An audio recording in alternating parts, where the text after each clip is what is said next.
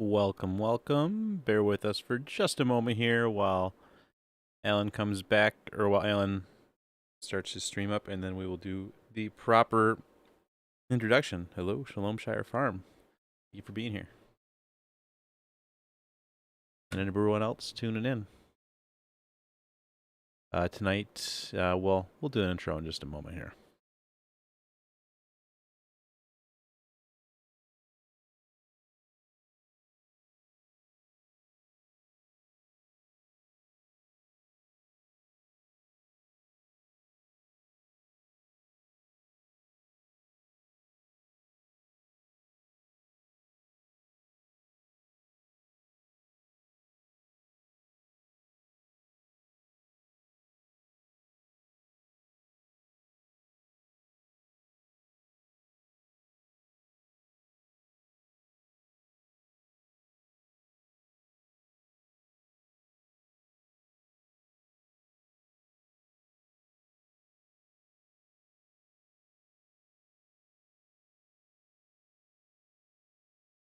Sorry, Alan's intro is taking a moment longer than I expected, so bear with us for just a moment here.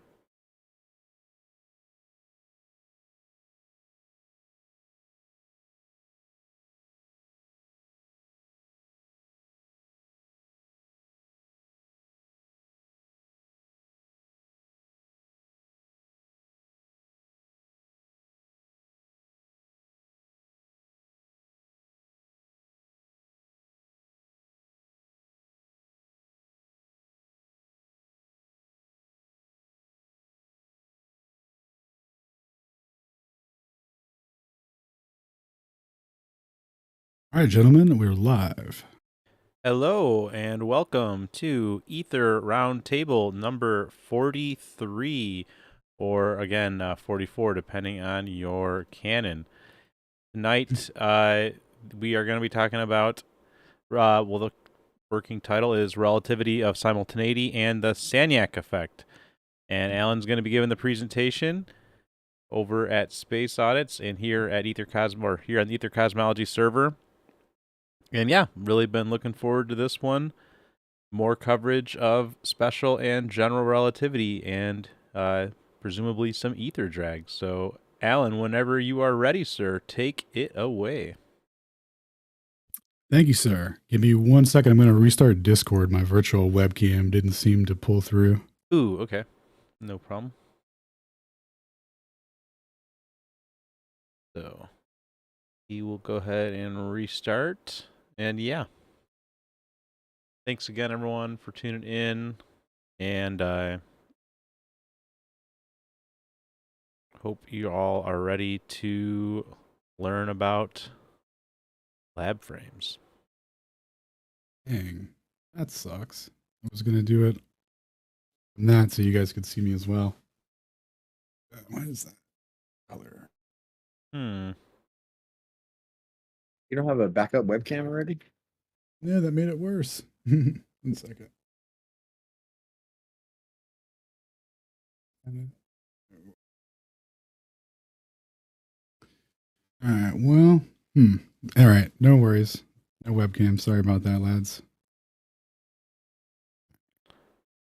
Here is the presentation, though.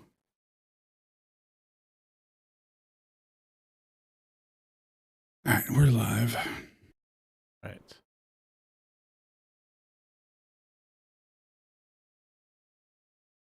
All right. Colors off. Hang on 1 second. My webcam turned me yellow. Need to see if I can fix that. Oh. Well.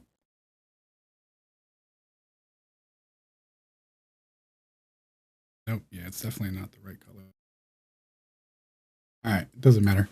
All right. Relativity of Simultaneity and the Sagnac Effect, an Æther Cosmology presentation by Space Audits. So this is something we talk about a lot here, the Sagnac effect, and we're often faced with dealing with relativity because that is the current mainstream paradigm.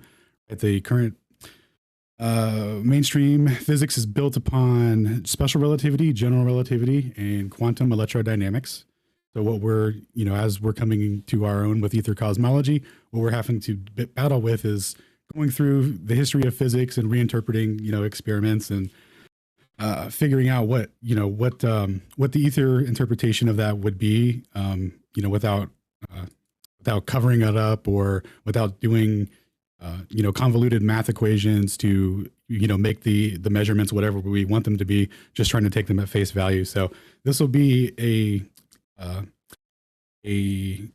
presentation focused largely on the Sagnac effect and its impact in physics, because it's like one of the most impactful things, and they don't, it's obfuscated through the lens of relativity. So we're going to go extreme into the history of that. Okay.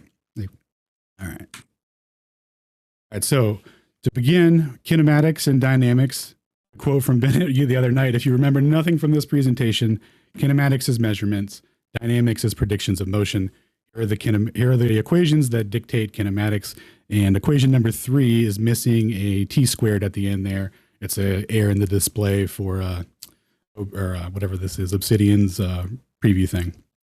Anyway, so what they describe is change in distance over time and acceleration, things like that. You can use these equations to figure that out. There's no causal mechanism involved in why the motion is happening, but it's just predictions of motion based off of changes over time, right? And then when you get into, there should be a dynamics slide to follow that up.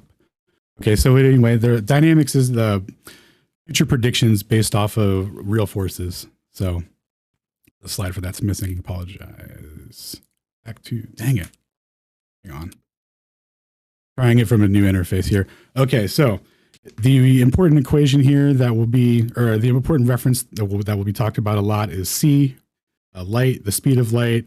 The way that it was derived, right, was from a rate of induction of nu equals the reciprocal of epsilon times nu, or mu, which is the magnetic permeability and electric permittivity in a vacuum, and that induction rate equals approximately 300 million oscillations per second. And they use that as induction rate for the speed of light. So when they talk about how fast light can travel, it's in that they've equated that oscillation rate to a distance over time, and through that metric, that's the speed of light, right?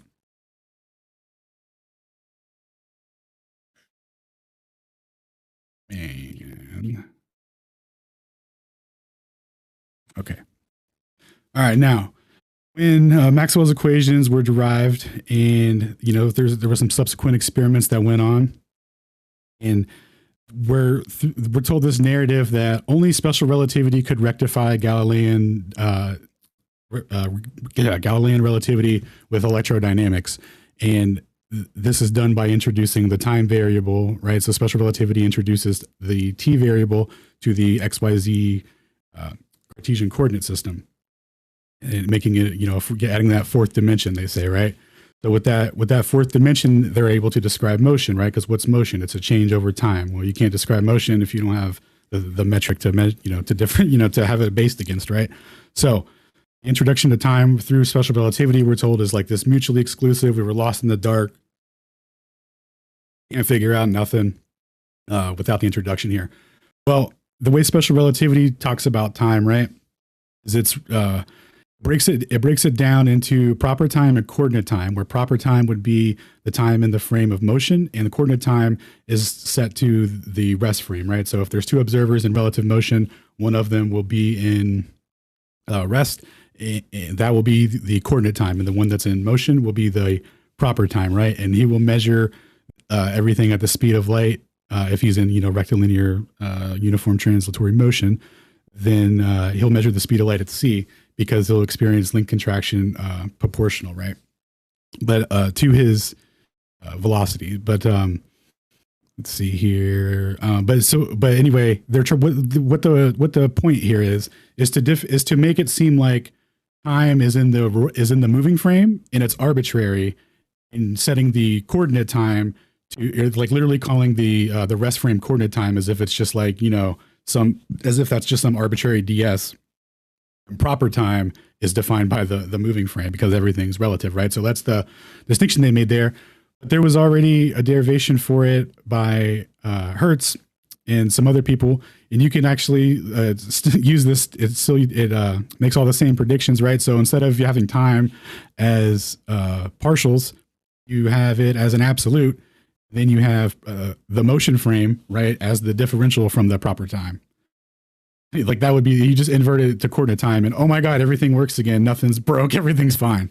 Right? So it's just a little story that we're told about the mutual exclusivity of that relativity brought to the table. You know, it's like, God, we couldn't even do anything without that. I mean, Jesus, kind of the thing that they're put forward. So the experiments leading up to relativity, prior to relativity, were physio drag and ergo and Airy's failure and the Michelson-Morley experiments, right? It was just consistent measurements of the Earth not giving that response where the velocity would be detected using optical media. And the way that they were coming to the understanding that you could use optical media to measure relative translatory motion, so anyway, so after 1887, Michelson-Morley, which we'll come back to after we get to was put forward to rectify why these experiments produced a measurement that didn't correspond with the velocity component that would be required for the current heliocentric paradigm to be true, where they've based everything off of ratios of Kepler's laws and then applied Newton's equations to it for a dynamic explanation, meaning that the reason things move in the sky is the mechanism of mass attracting mass. And then when they tried to measure that, they could never do it because, you know, the implication is that we're stationary. And this theory was put forward to explain that. So we're going to go over the baseline of it, and then we're going to see if it's ever been experimental, if it's ever been true at all, and where, you know, and then we're also told today in current technology, nothing would work without the relativistic interpretation, blah blah blah, and we're going to see if current technology is dependent upon it. 1 second, going to see if anyway, so because we're told that GPS explicitly wouldn't work without special and general relativity, not just one relativity, boys, the double relativity, right? Uno dos relativities. Need them both for GPS to work, they say. So this is On the Electrodynamics of Moving Bodies by Albert Einstein, 1905. He puts forward a conjecture based off of the experiments where they failed to detect the Earth's motion and the explaining the Lorentz force, that, you know, all motion is relative to something.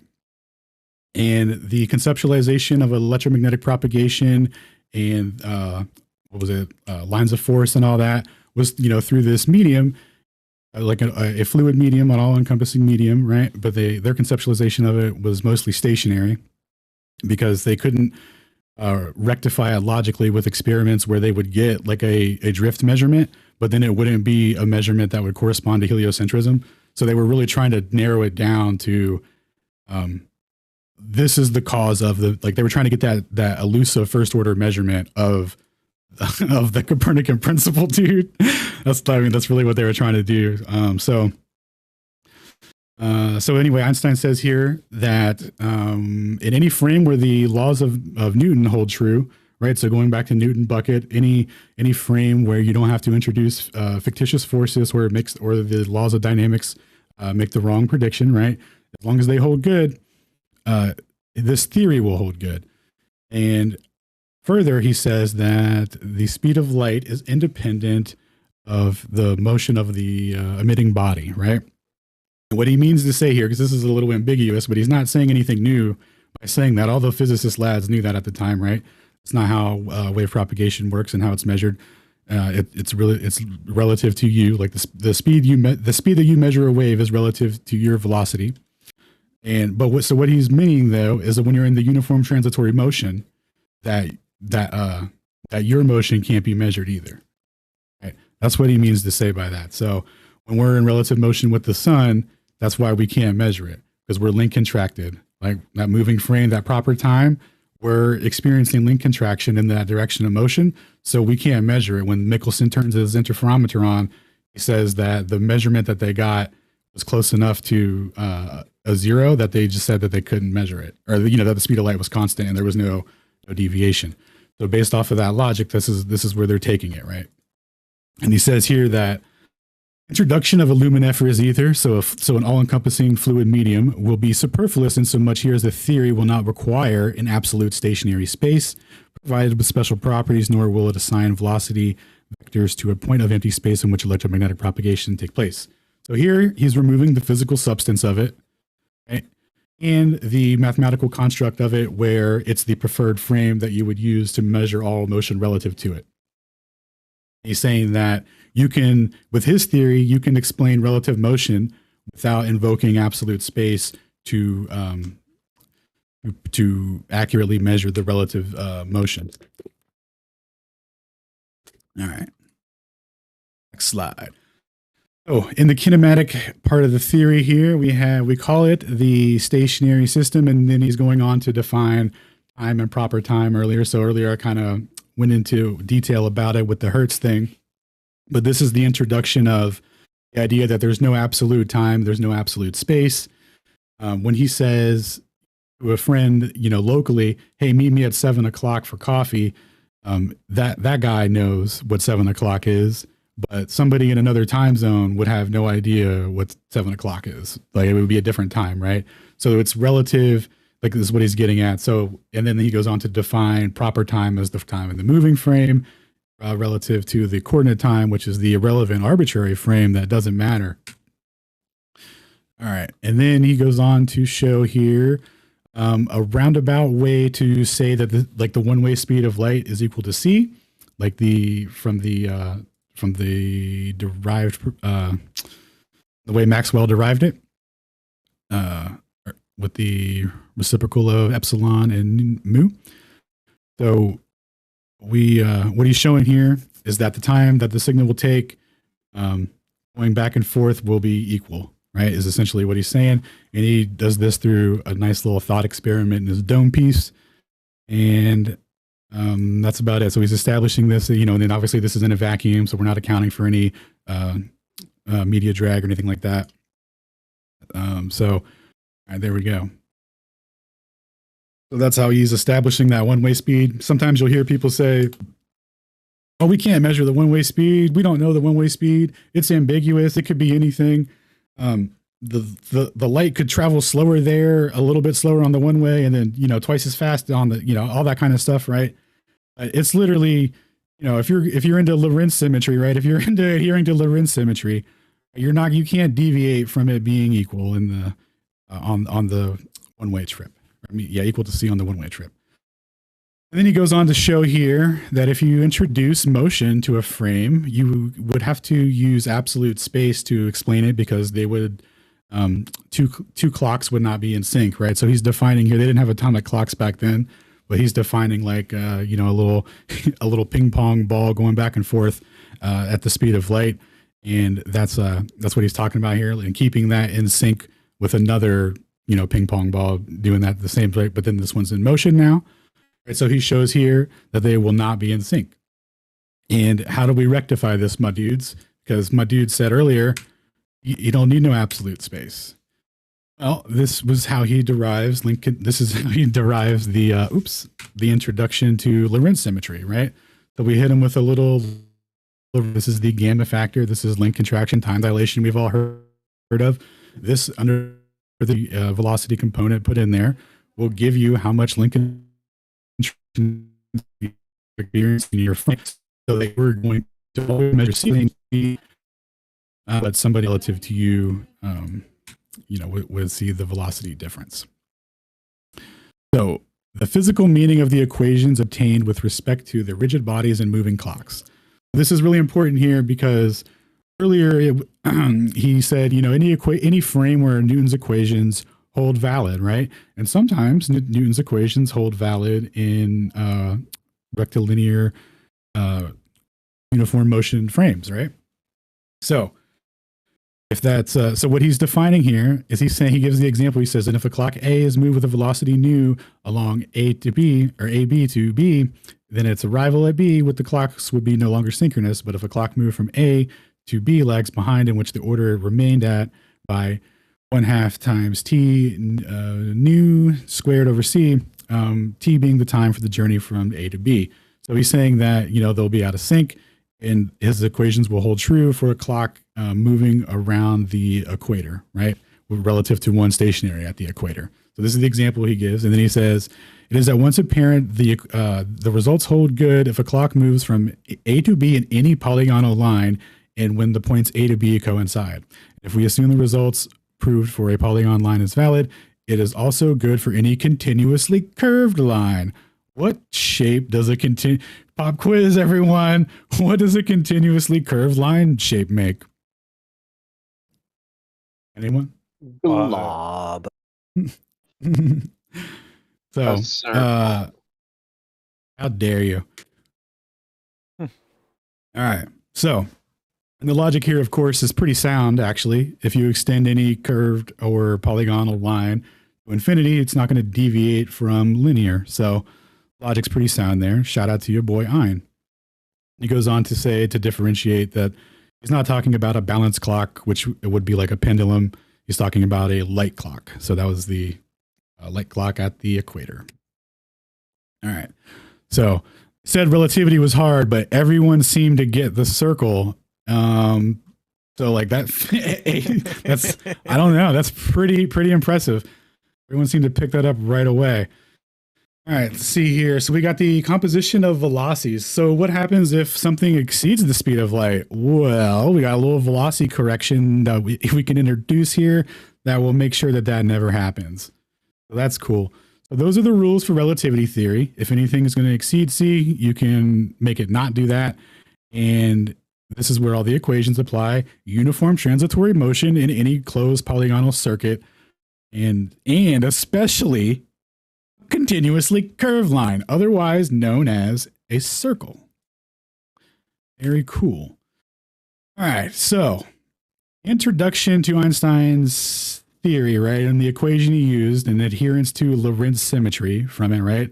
And it being identical to Lorentz's theory, where there's a stationary ether that rigid bodies move through, and I guess they're not so rigid because they'll contract proportional to their velocity in the direction of motion against that stationary ether. Now, the cool thing about the Lorentz's ether theory is that it incorporates absolute space in it by summation of the transformations. So if you're in uniform transitory motion and you need to get back to the lab frame and find out who's who, dude, you just do a summation of the transformation, and that will tell you the order of events for simultaneity, and that will give you a reference point of absolute space.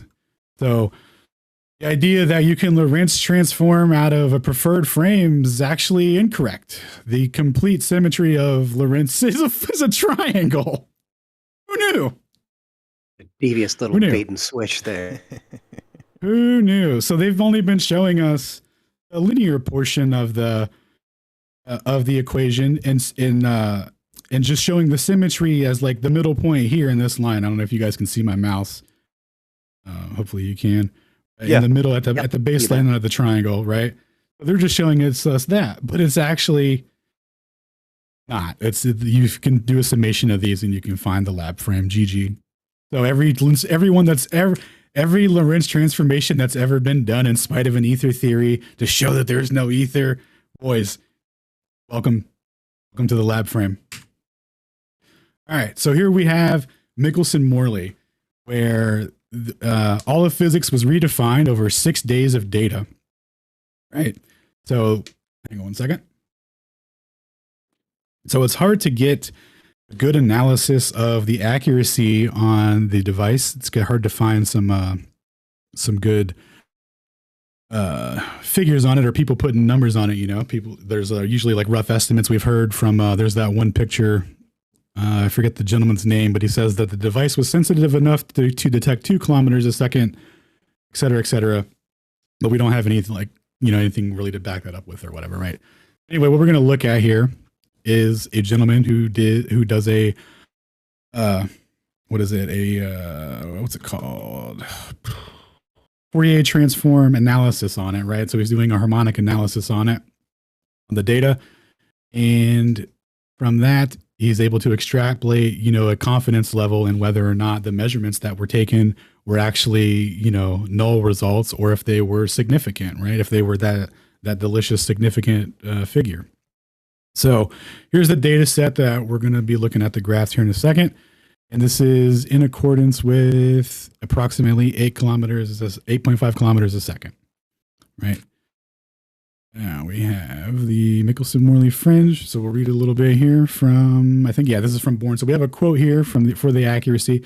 The precision of the Michelson-Morley apparatus was extraordinary, about plus or minus 0.004 of a fringe. For all details, we address the reader to the book, which sadly the book is $60 for the PDF and $100 for the paperback.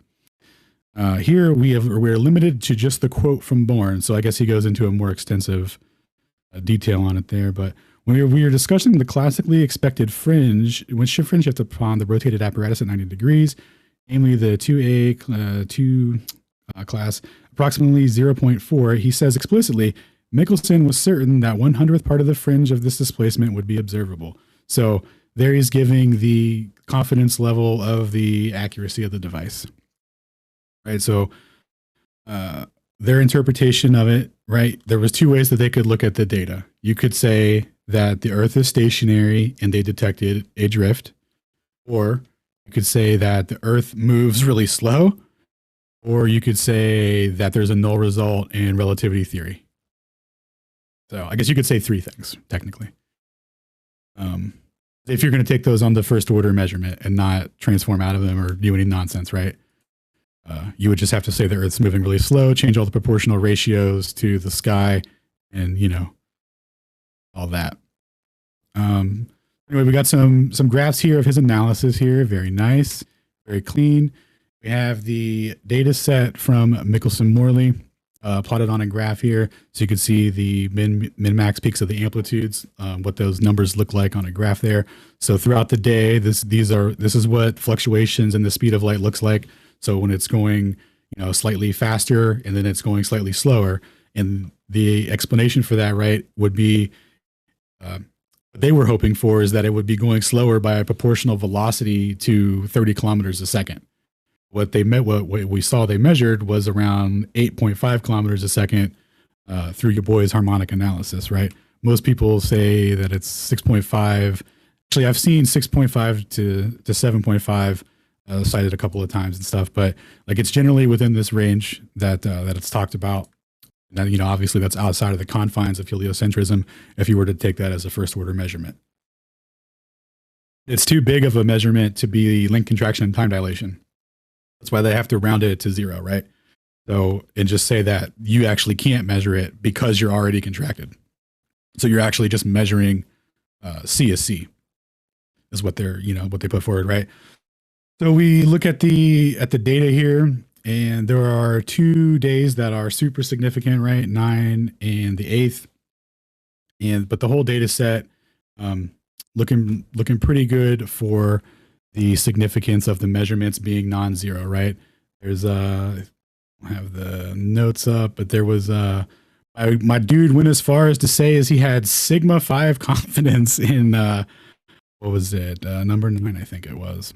So here we have the same guy who did a simulation of the Michelson-Gale data, 10,000 simulations over the first day of measurements to kind of just plot the amplitudes to see if they would wash out as noise or if they were actual measurements, because some people contend or say that Michelson-Gale-Pearson didn't measure sidereal rotation. But even though there's more accurate devices now, but anyway, just going through this dude's analysis and like looking at what he does, it's like, he's clearly looking at it through like a decent lens, because it's matching up with current experimental data when they acknowledge the measurements as Earth rotation instead of ether drift. Like then they're totally good. With the amplitudes that they get, but not with the same ones with an interferometer that's configured differently, right? So what they try to differentiate here is that if an interferometer, if the light is at right angles to itself, it's supposed to be only capable of measuring linear motion, and it can't do that. If you have it complete a closed polygonal loop, then it can measure angular rotation. And when they look at the amplitudes, so like if they plot the min maxes against sidereal time, right, instead of looking at a velocity component and just looking at the amplitudes plotted against sidereal time to make a sine wave, they're like, oh, okay, look, this would only happen if we were like, their interpretation of sidereal time is how we're rotating into and away from the sun, would be like, okay, you're experiencing velocity addition, right? So to create those fluctuations, essentially, is what they would be saying, right? So, anyways, just to kind of show that your boy's analysis is on point, and to go back to the Lorentz transformation equation real quick, this was really cool. So the equation actually predates Lorentz as well. A guy named Woldemar Voigt derived this as well for relative Doppler shift. And in his equation, the way that he has the Q there, if you divide by it, it'll give you the longitudinal Doppler shift. And if you multiply by it, it'll give you the transverse. So it's literally, it's literally a repurposed equation presented as like, a different framework where reality is contracted. It's a mathematical story, essentially. It's been repurposed to, tell everyone that time and space are contracted due to relative motion. Even though it explains frequency shift for relative motion with respect to, the triangle. I'm not going to go back to that slide. It's too far back, but you guys get it.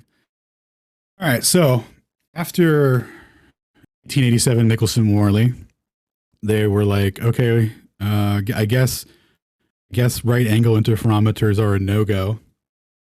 Let's hit up closed polygonal circuits or loops. So we got your boy starting with Oliver Lodge around 1910. This is the apparatus he built. Here's some shots of it.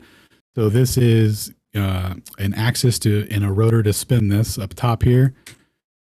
We'll see the configuration. This is the viewing piece, so he can take a look at those optics, measure those fringes. This is your boy under the apparatus, adjusting the old speed, working hard. And he's going to put his head under there or up there, look at those fringes and see if he can measure the fringe displacement in accordance with the mass of this rotating steel plate here. The way he was trying to derive it was to see if light would be changed by the mass of a rotating object. So quick history recap. What was it? Fizzy, my boy, did an experiment where he was testing Fresnel drag, where he was a light beam was split in a closed loop, and it would go with and against translatory moving water. And what he found was that there was a proportional ratio measured in the fringes to the velocity of the moving water at 44% going with and against. So he measured 88% of the velocity of the water, irrespective of the refractive index, right? So that was pretty astonishing for them. And the hypothesis at the time was that the ether was a material media, and that when it interacted with another material media, it would experience velocity addition. It would get dragged along with it, right? And that was, substantiated in 1870 something. And from that, this guy was like, okay, cool. Can we do it? Is it affected by mass? Does that work? This guy's measurements were inconsistent. But he basically, got nulls on that.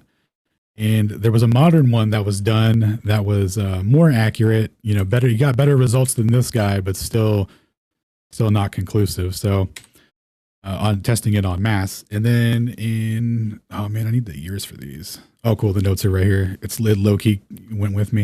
Okay. So 1920, a guy named Harris came along. Actually, first there was Sagnac in 1913 after Lodge. Wait a minute. No, sorry. Harris was in 1911. Apologies. This analysis was after. Anyway, Harris was in 1911, and he, following the Fresnel drag experiment, and then he followed Oliver's experiment, and where it wasn't working with no other refractive media or anything like that to drag. So he tried it with glass. So he came up with his interferometer configuration here. He has these crystals configured so that the light would go through the crystals, and then it would produce a fringe, right? And he measured according to the refractive index of what he used. And he measured that same 44% ratio, or 88%. And let's see. And then he ended up peacing out in World War I, so peace be upon him. And then we go to Sagnac in 1913. So what we have here is a history of a hypothesis of the ether being a material media, being able to be dragged by another material media. And this was going to be the first time that it was done in open air. So with what the Oliver guy was doing, his was in air, and he as well. His was I don't know. I think his apparatus wasn't sensitive enough or whatever, because it just didn't produce anything.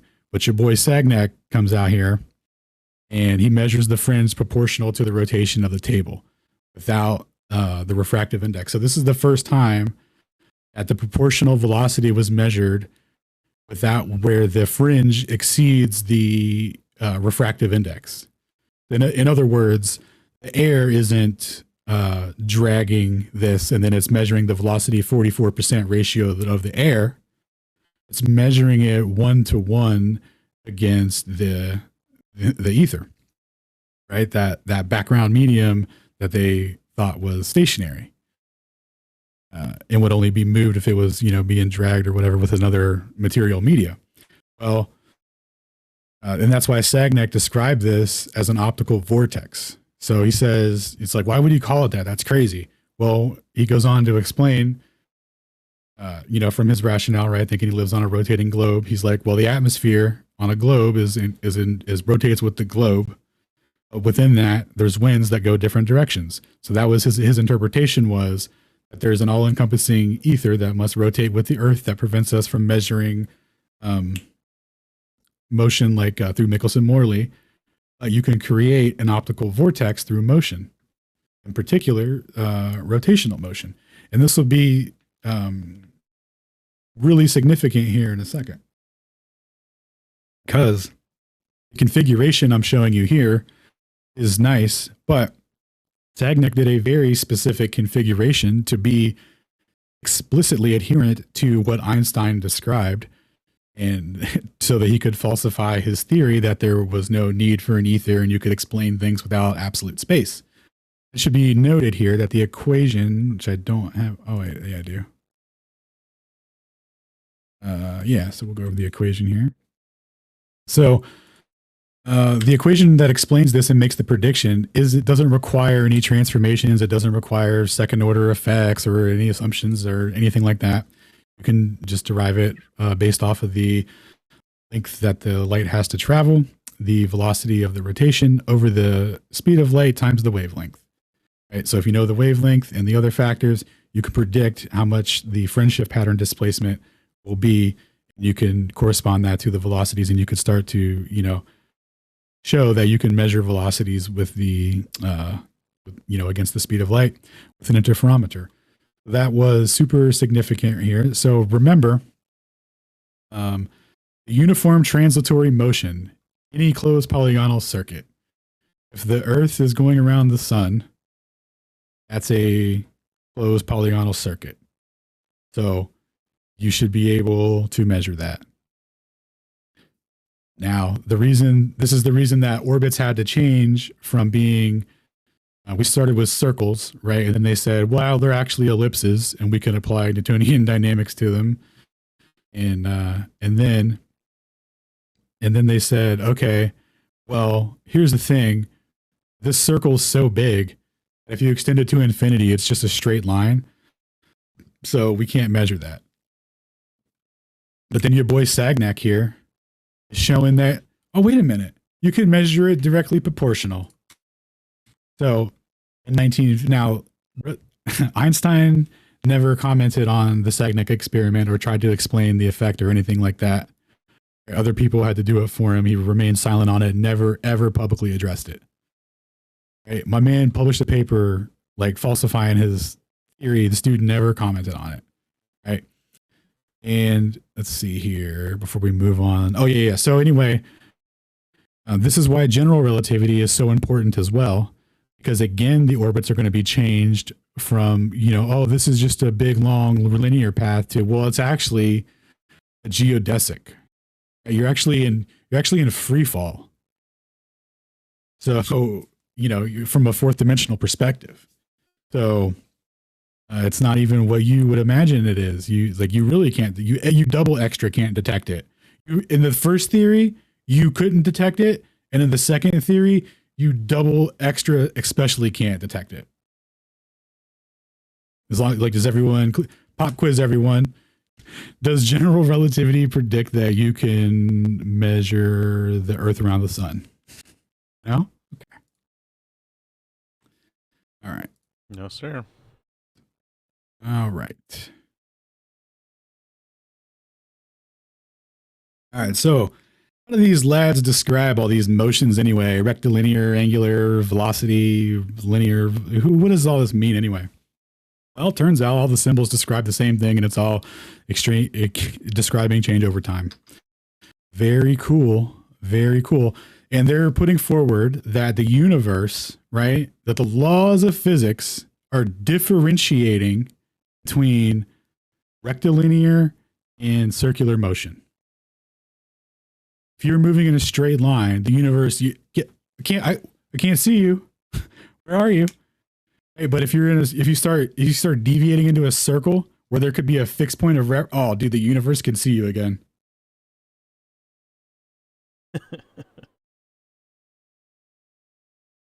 Okay. And again, here's the kinematics, right? Here's the dynamies. Oops. Here's the dynamies. The kinematics. Right. Acceleration, velocity, position. Anyway. Identical or whatever. All right. So this went on, the Sagnac experiment went unanswered for special relativity. They end up saying that, well, because it's a uniform translatory motion, even though it's explicitly defined by Einstein that it would apply, we're going to ignore that, never acknowledge that point, and just go ahead and say that we know that uniform transitory motion in a circle is an acceleration, so it has to be governed by general relativity, and everything is okay now. And don't worry, boys, we're going to get super deep into that. But before we do that, we're going to look at Ruyang Wang's experiment, where he's explicitly using an interferometer configuration to show that it doesn't matter if an interferometer is at a right angle to itself, if it's in a circle, if it's in a polygon, if it's in a dodecahedron, doesn't matter. So what he's showing here is that the delta L, right, the effective length of the fiber here, is what the fringe is going to be relative to. It's not relative to the detector because if that were true, then the full length of the apparatus would have to be accounted for, or at the very least not the parts that cancel out, but at least this bottom part, like the whole thing would have to be. If it was relative to that, then it would would have to add this length. Right, but the delta L here is literally just this top portion here and this to this top portion here. So this fringe is only proportional to this part of the apparatus. And it can't be relative to itself if relativity theory is true. Relativity theory predicts that this measures no fringe. Yet we're looking at my dude measuring the most linear fringe displacement anyone's ever measured in their life. So, huge contradiction to relativity theory, and just in terms of a linear apparatus, right? Let alone a closed polygonal circuit, which we'll come back to in a minute here. So just to show here, MMX, light going at a right angle to itself, definitely still viable to measure things, although it will not be as accurate. And the reason for that is the closed polygonal circuit has infinitesimal points upon which it can make the measurement with, and this has to be in a specific alignment with it, and it only has like, on the rebound points of that to get it. So it's going to get less or whatever. Limited number of orientations upon which to take readings. My man of stone. Thank you, sir. Okay. So this is the configuration of the Sagnac apparatus from 1913. If you'll notice this S here, we have the polygon that the area of light makes as it traverses this closed polygonal loop. Right? And then it's in uniform motion as described by the Holy Scriptures on the electrodynamics of moving bodies by Albert Einstein. So this is specifically why he did it like this, because he could have did it in the how I made it in the diagram where it's nice and symmetrical, right? He's showing here that you don't need the symmetry to do it. All right. So we have, let's see, what year was Niklaus? 1 second. I got to scroll through the notes. 1990 thrice. What a good year for interferometry. These gentlemen were doing an experiment with a neutron, I think. Or yeah, whatever, we'll come back to that later. But what they note here in their experiment is that it's a big list of people who tried to derive an explanation for the Sagnac effect as a consequence of relativity theory, right? Because relativity theory predicting that the speed of light is constant in inertial reference frames and frames that are in uniform transitory motion, that you will, and that because of the constancy of the speed of light, there's link contraction, time dilation, and of course the principle of relativity of simultaneity, where there's no cohesive timeline of events. If you were in relative motion, you won't, two events that occur simultaneously will not occur simultaneous for you. They will for, someone who's stationary, right? So the idea put forward is that in physical reality, right? Like, I think we all understand that concept, but like they're saying that in physical reality, it's different. So in other words, my boy Xavier likes to give an example of, suppose you have a bomb that will go off when it receives a signal at the same time of its, it's like, it has two receivers on it, and when it receives a signal at the same time, it'll detonate, right? So signal is sent, there's a stationary observer, and there's a moving observer. You think that the bomb won't go off when the wave hits the receivers at the same time because the moving observer in his reference frame would see one of the waves hit first relative to the other one? Does anyone here think that the bomb wouldn't go off? Because relativity theory, like that's literally the backbone of it. What if I wish really hard though, Alan? No, you'd be super dead. Okay. All right. Just want to make sure. Yeah. So wait. What if I have math that describes how I live? No. Still dead. Okay. Sorry. Yep. Yeah, because in lab frame you'd be dead, straight iced. Right? We'd have to introduce a fictitious Shane. Gotcha. Yeah, retarded. All right, I'm out. Yep. Dead. Yeah. No worries. All right. So let's see here. So anyway, of note though, he cites Paul Lefebvre, right, as the Frenchman who derived the explanation under general relativity, right? Because we're sometimes told that because it's an acceleration, you got to get my boy general relativity in there.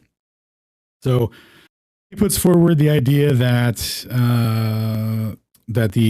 using tensor calculus that you can the print and what general relativity is based off of, you can conserve the energy of the rotating device fully as a gravitational field, and that would contract proportional to the velocity giving a physical explanation to why there's a fringe displacement.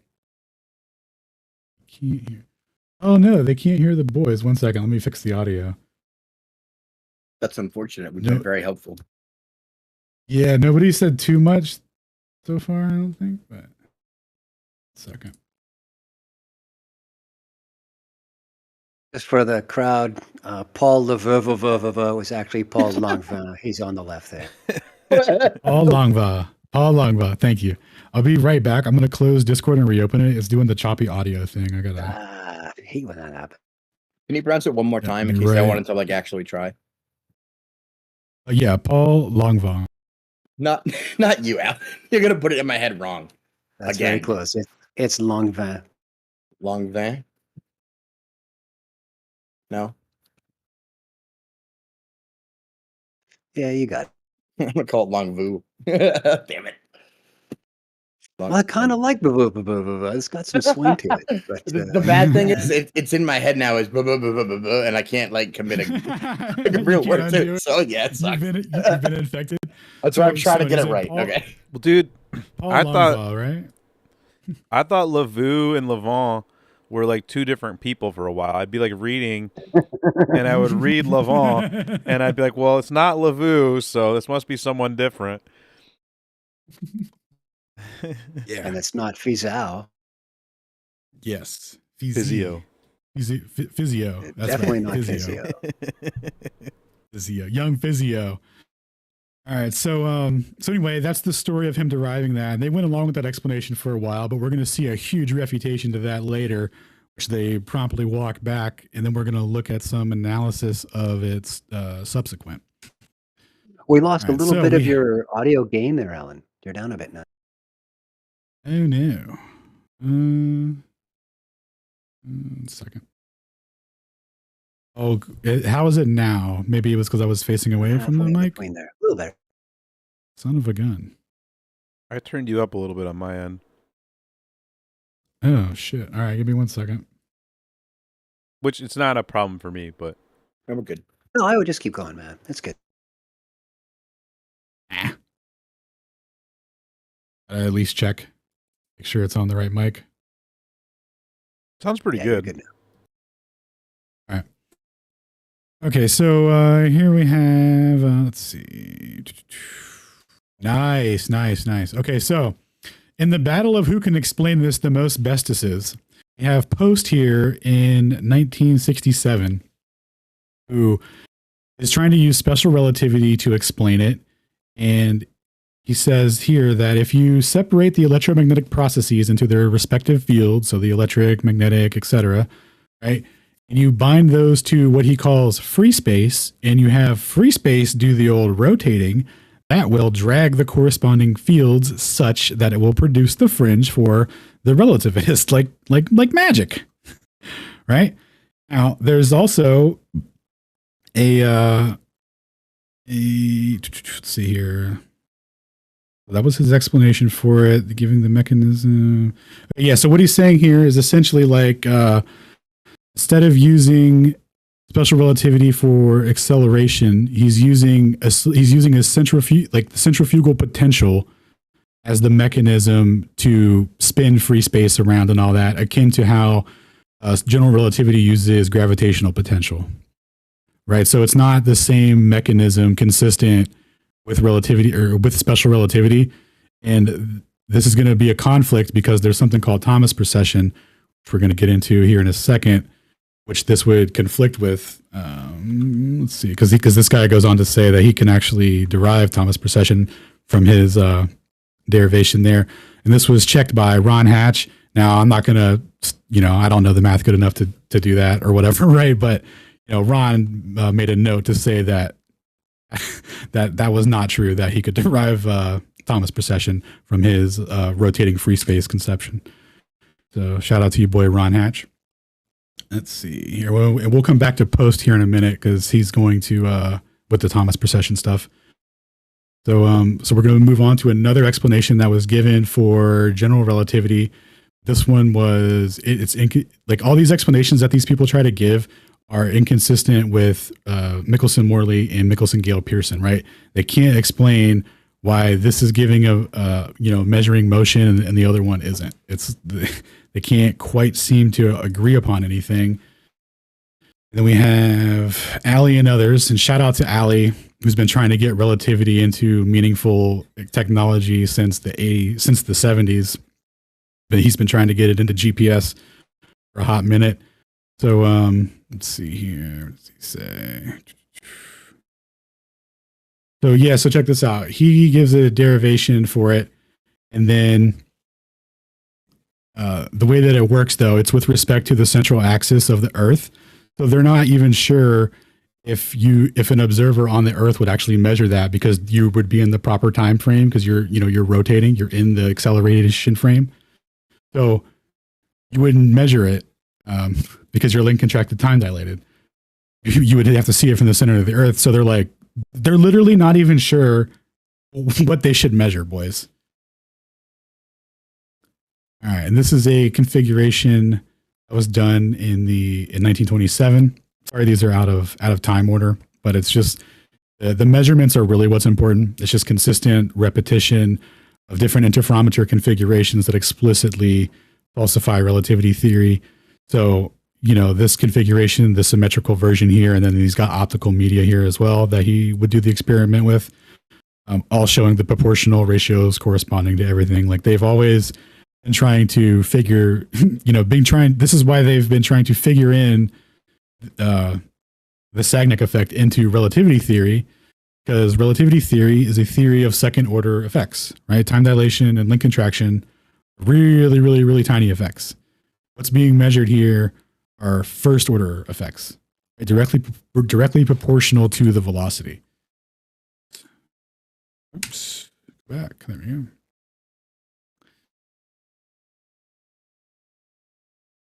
And then just to make sure everyone's on the same page, right? Why this is significant. Post in 1967. Be consistent with the principle of relativity. One has to demand that the Sagnac interferometer and the ring laser cannot lead to a fringe shift or a beat frequency if the equipment is in uniform translation or translational motion. Right? So all the arguments that we've made over the years, like we've been at war or something, we've been arguing this for a while now. And just like, here's like the substantial, like within their paradigm, like this is, how would you can't explain it, it's never been meaningfully explained. If I remember, somebody remind me, we'll look at the two most recent, quote unquote, refutations / absorbing the Sagnac effect into relativity theory. And we'll see where they go wrong too, because it can't be done, guys, no matter how hard they want it. Let's see here. See that there was a message. It strikes me that the reason that they're measuring very, very, very tiny shifts has to do with the proportionality of those velocities to the speed of light itself.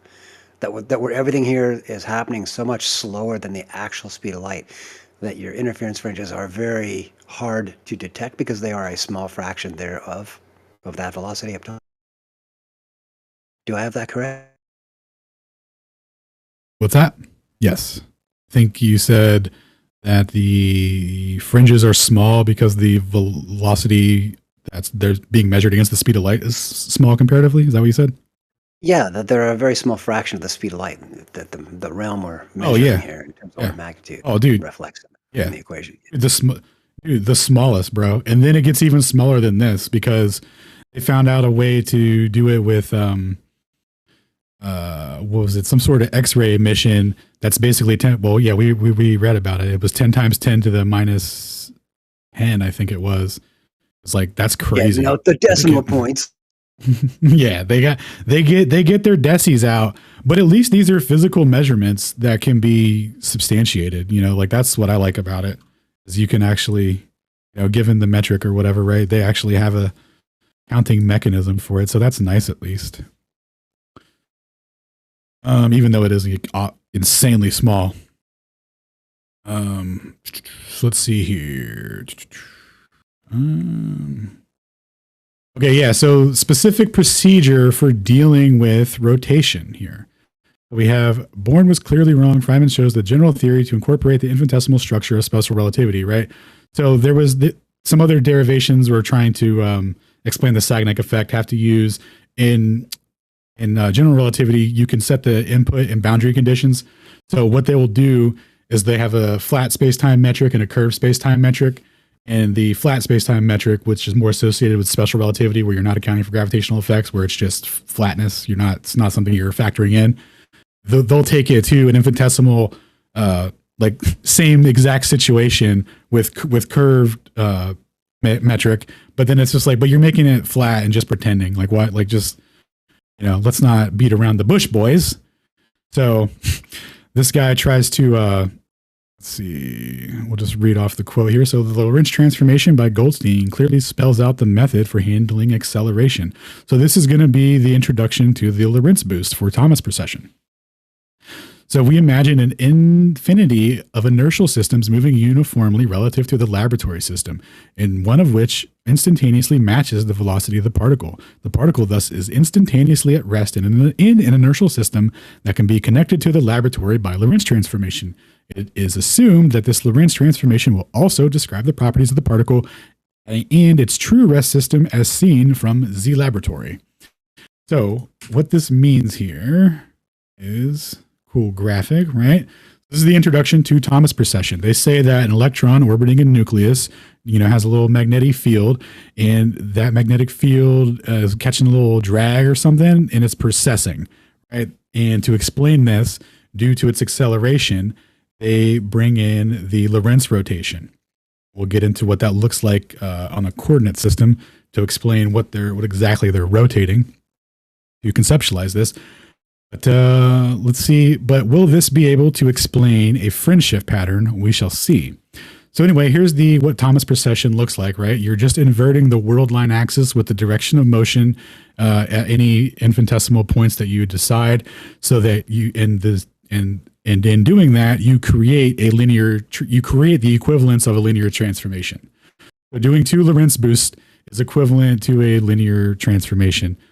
So they're saying that they can fully handle a uniformly rotating so we can do it, but we definitely can do it, but only if it's a really tiny electron and not like an interferometer or anything, right? Because the issue here again is that this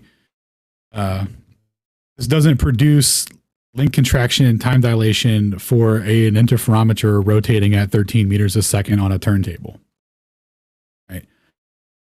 So here is the classic derivation for it, right? Delta T, right? The change in time can be 4 times the area times the angular velocity over the speed of light, then times lambda, which would be your wavelength, but I didn't include that in there. That would just be relative to whatever you're using to make the measurement with. All right. And it explains it fine. Proportional ratio, first order effect, V over C, essentially, right?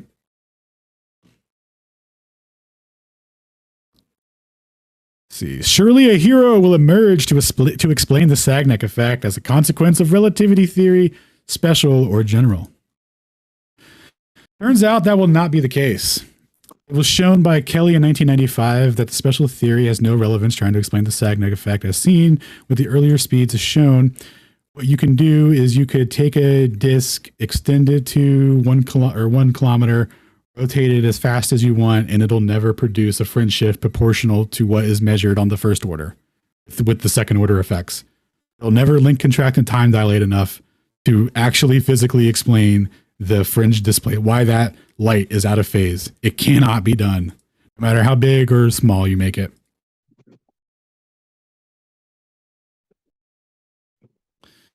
All right. Then this is just so we talked earlier about the orbital mechanics changing, right? From circles to ellipses to, it's a really big ellipse, so it's pretty much a straight line to, here's the thing. Reality is actually bending around your free fall. So this is where all this comes from. Like this is the introduction into this, where he talks about a path, a linear path being curved linear, right? So this is just word magic, relativity of simultaneity. Something can't be simultaneous and relative at the same time. It's either simultaneous or it's not. You can only be linear. You can't be curvy linear, right? That's insane. But this is what has to be introduced to maintain the idea that the Earth is moving around the sun, and that there's no, and more importantly, that there's no ether.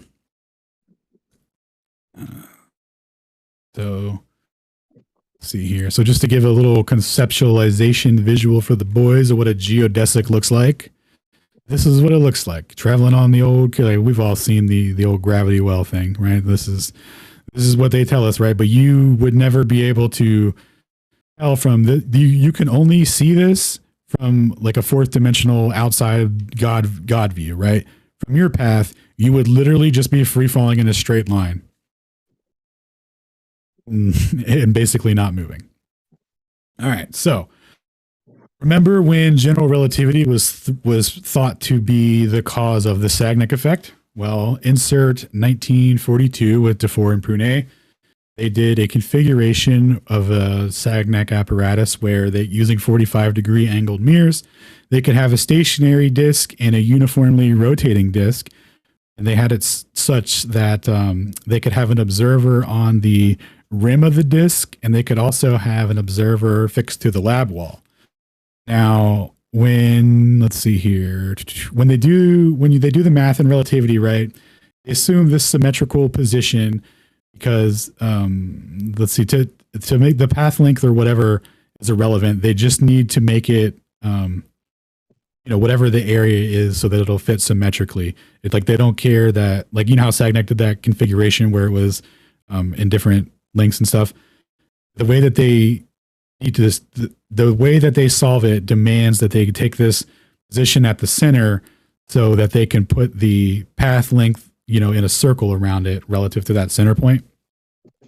And that's important because relativity theory is a theory that says that the general theory in particular with general covariance says that any old frame will do.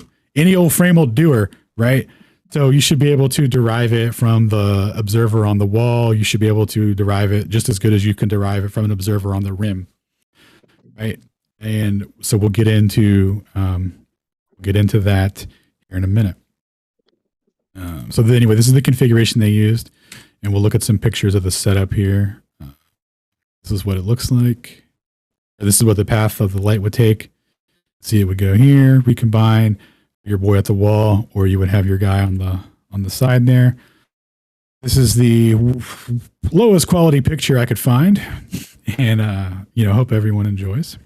But this is what we're looking at here. So this is the top disc that's stationary, bottom disc that rotates uniformly. There's a lab wall presumably right here.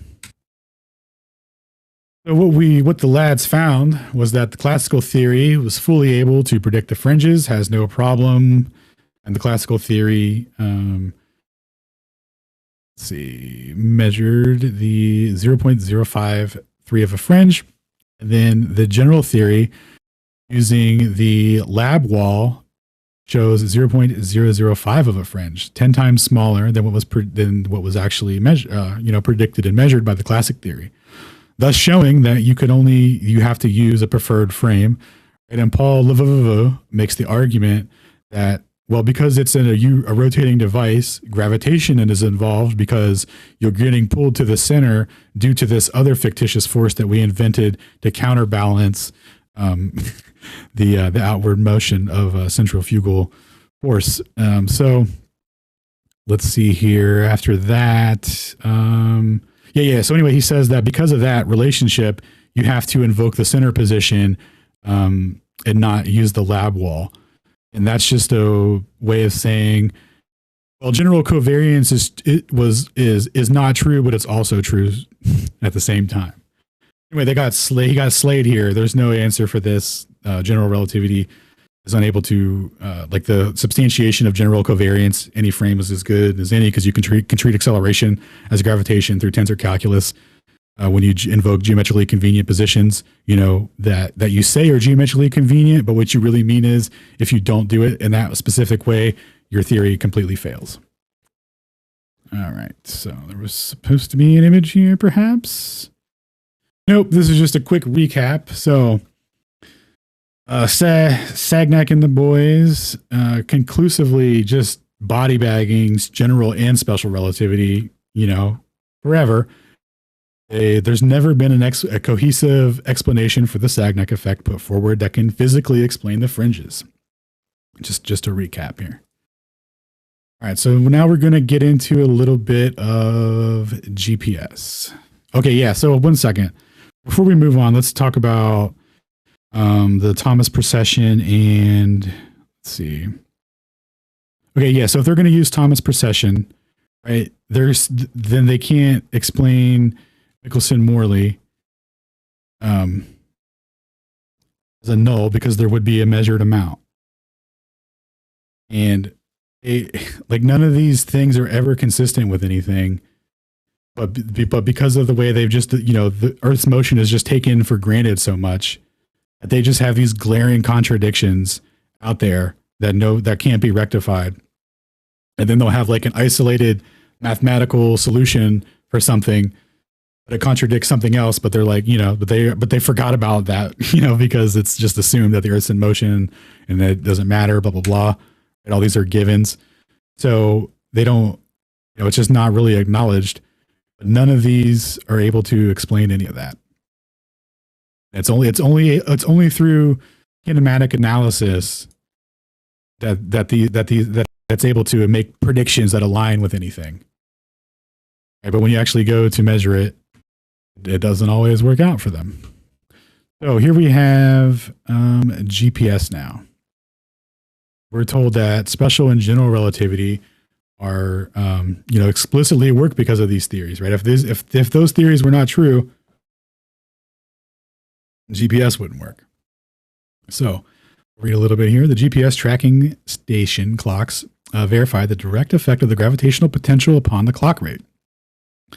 The tracking station requires the clocks to adjust their time at a height above sea level. Interestingly, they do not require an adjustment for their latitude. The oblateness of the Earth due to its spin rate is such that the effects of the extra gravitational potential, greater equatorial radius, upon which the clocks at the equator are precisely canceled by that greater equatorial spin velocity. Right? What a handy proportionality, dude.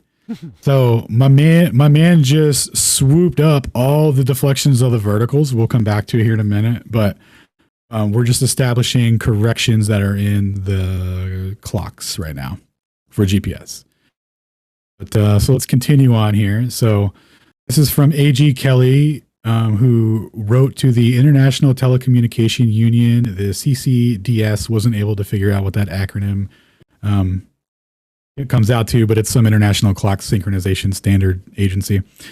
So anyway, he writes to them about the corrections that they make. So he says, name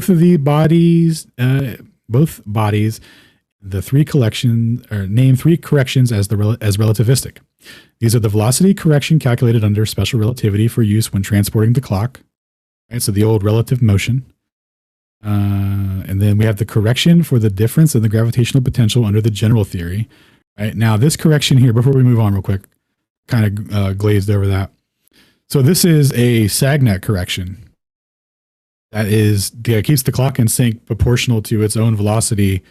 And they actually have to apply this not just when transporting them terrestrially, like on the ground in trucks or in planes, but when they're quote unquote free falling in orbit around us, in their local inertial frame, where the speed of light, where c is supposed to equal c always and forever z's. But yet there's a correction here. What they're calling this a relativistic correction. It is not, right? This is the first order Sagnac correction. We've established that a velocity correction of that magnitude is not in the dominion of special relativity. Correction of the difference of the gravitational potential under general relativity is outside of the scope of this paper, but he's just noting that the correction is in there where they say that the clock rate also oscillates a little slower due to the equigravitational potential at its orbiting altitude. And it seems to be a uniform correction, no deviation for the latitude dependence like there is on the ground with equigravitational potential difference with theodolites, which we're definitely going to come back to. So this latter correction is the Sagnac correction. It has nothing to do whatsoever. Oh yeah, then they have another correction here, right? So then they have a third correction that is for the Earth rotation. So this is where they say that they have a correction from satellite, space vehicle to ground receiver. Right? They're saying that this is a Sagnac correction. And again, we've established that the magnitude is outside the confines of special relativity. But this is how they look at it, or this is how they've had to dress it up. So the latter correction is the Sagnac correction. It has nothing to do whatsoever with relativity. It is a correction necessary because light does not travel around the globe east and west at equal times, right? So there's a preferred direction that they've been measuring, right? All these interferometer measurements that claim to be measuring sidereal time show a bias in the direction that produces the measurement. And that is what that's what they're correcting for with GPS, or that's what they're saying, right? So they're calling it Earth rotation. We would call it ether drift or ether wind. So invoking special in the general theory to explain the Sagnac effect is like claiming bouncing a child's ball requires the special theory to explain it. So a simple first order effect. It's a simple first order effect. You don't say. Indeed, the president of the CCD wrote to this author agreeing that the Sagnac effect is not relative. The Sagnac effect correction is not relativistic. So shout out to that guy. So anyway, real quick. So how are they Sagnac correcting all of a sudden? What are they doing, boys? Well, remember the coordinate system inversion that we talked about earlier, inverting the time axis, which is perpendicular to the direction of motion? They just swap those out. And if they don't do that, they say that they'll be off by 30 meters to the east. So in that correction, right, that's not a Sagnac correction. That doesn't explain why there would be a variance in C, right? Not to the first order. So that's not what they're accounting for. Okay, so let's see here. The old Lorentz boost. Sagnac, okay, the measurement taken with the range measurement equation. Yeah, so check this out too. So the ground receivers, the measurements are taken with the range measurement equation, right? So it's deriving the time from when the signal was sent and the position of the location of the satellite. Let's see, with respect to how long it took to get to the ground receiver, and there's a variance proportional to the velocity of the ground receiver, regardless of his motion. If he's traveling in a circle, or if he's traveling in a straight line, it all works out proportional every time. It turns out the universe doesn't differentiate between the two. So these are trilateration measurements too, right? So these are one-way measurements, right? Space vehicle to ground receiver, and the calculations are based off of everything that's encoded with the signal that was sent. But these are literally one-way timing signals for the speed of light that show a variance to the velocity of the receiver, or they would not be able to accurately derive a distance. Right? So these are not Sagnac corrections in the sense that they're relativistic corrections, right? These are first-order classical mechanics, ether wind, velocity, ether mechanics, right? All ocean being relative to a fluid background medium. This is what would facilitate that mechanism for the measurements to be made. That's why this is important that Einstein said, "Oh, we don't need a luminiferous ether," right? And those words specifically were associated with the physical media aspect of it being the necessary part for the thing for electromagnetic propagation to occur in, right? So that equation earlier we looked at with Maxwell with that oscillation rate, it's an oscillation rate in a medium. And that medium in the equation that he was using for epsilon and mu was electric permittivity and magnetic permeability. So, it's like, what's it waving or whatever. So this is why he had to remove that, because all motion would be relative to that. And you could make measurements against that. You could definitively know if the Earth is moving or not. And that's why after 6 days of data, they redefined all of physics, because they knew what they measured, because they knew that they could measure uniform transitory motion. They've known the whole time, boys. All right. We're going to do a quick recap on the ECI and ECEF frame. The ECI frame is the old fictitious frame. I call it the ether-centered inertial frame. Reason being is they use this frame as an absolute point of reference to make their measurements, right? Because as we went over earlier, GPS is a timing measurement system. So they're making one-way trilateration measurements off of the speed of light, and without raising any alarms, right? They need a way to derive the measurements and then add in a little Earth rotation correction after the fact. So they have this fictitious frame that they invent here that's stationary, doesn't move. So in their model of moving through the cosmos, this frame would experience 6 months of day and night. So it's not just it's literally just an ether frame. It's just used for mathematicians pretending to be physicists, or did I get it backwards? I always fuck it up. Essentially, yeah, it's just used for calculating the distances to make everything proportional to, right? That's where it starts off the coordinate system with. And then we have the ECEF frame, right? So that's where they say this is the ball frame that they live on, where they rotate. And they instead of taking the measurement with respect to an absolute frame here, they put it on the ground receiver and act like it came from here to here, and this is like the final product of it. Like they're like, this is where it works, even though it was taken here the whole time. Right? They introduced a different way to look at it real quick, and then brought it back to where they were at, and then they're like good to go. Now, Alan, aren't these coordinate systems globes? Well, as my boy Shane pointed out, we live in coordinate system simultaneity. Nice. Where all these coordinate systems are relative and valid at the same time. So we have Cartesian, rectangular, cylindrical, spherical. So if we lived on a plane, you could project all of this above us as it was happening as it's happening on a ball and going around a ball, or you could have ellipses going over rectangles. It doesn't matter, boys. It's all the same. It can act like you couldn't math this out on a plane is insane. And we're going to get into the equigravitational potential corrections here in a second, which I think are super significant in establishing the planar nature here. So here's some more examples of coordinate systems that are all equally valid and equal. All right.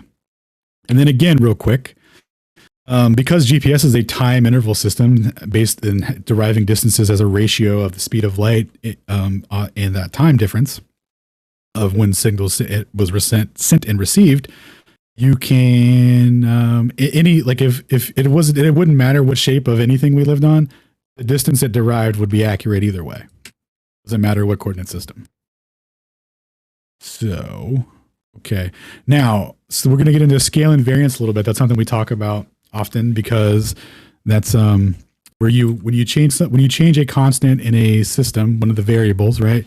It will the rest of the system, if it scales proportional, right, that means that the system scales invariantly, right? So what you would do here is, like, since the distances are all based off of angular sizes, right, of was it 0.53 degrees angular size, you could say that the sun was it 86,000 miles wide, 93 million miles away, or it's was it 486 miles away and 33 miles wide, right? It's all proportional. It would all scale proportional to the distance, and you would never, if you can't verify it, you would never know. So any distance would be just as good as any. But the way that the solar system is scaled out, the way that they've built the model, if they change that number, everything else would have to change. So because it's all based on the periodicity. All they would have to change distance-wise is they would just have to say, oh, you know what? Instead of Saturn being 860 million miles away, it's only 400 million miles away. We just didn't know. Right? Like whatever distance they would change it to, everything would scale proportional, and you wouldn't know because the reference is so large anyway. You wouldn't know the difference between 400 million miles and 800 million miles.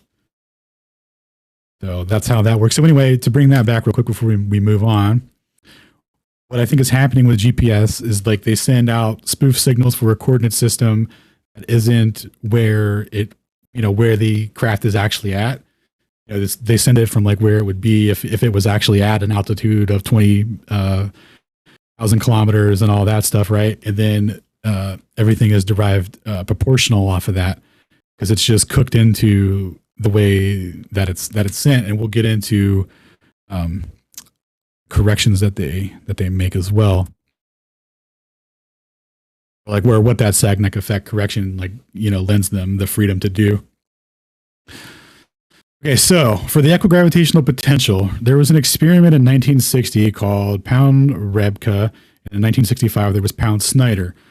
Before those two lads came along, there was a large debate about gravitational redshift when it came to astronomical observations. Nobody could really agree on a cohesive way that relativity, that the general theory would predict that how gravity would affect light, and then they had trouble figuring out, a good spectrum to analyze it in, so they went from different spectrums to anyway. There wasn't any cohesion in it really. So this laboratory experiment is going to be super significant for them. 1 second.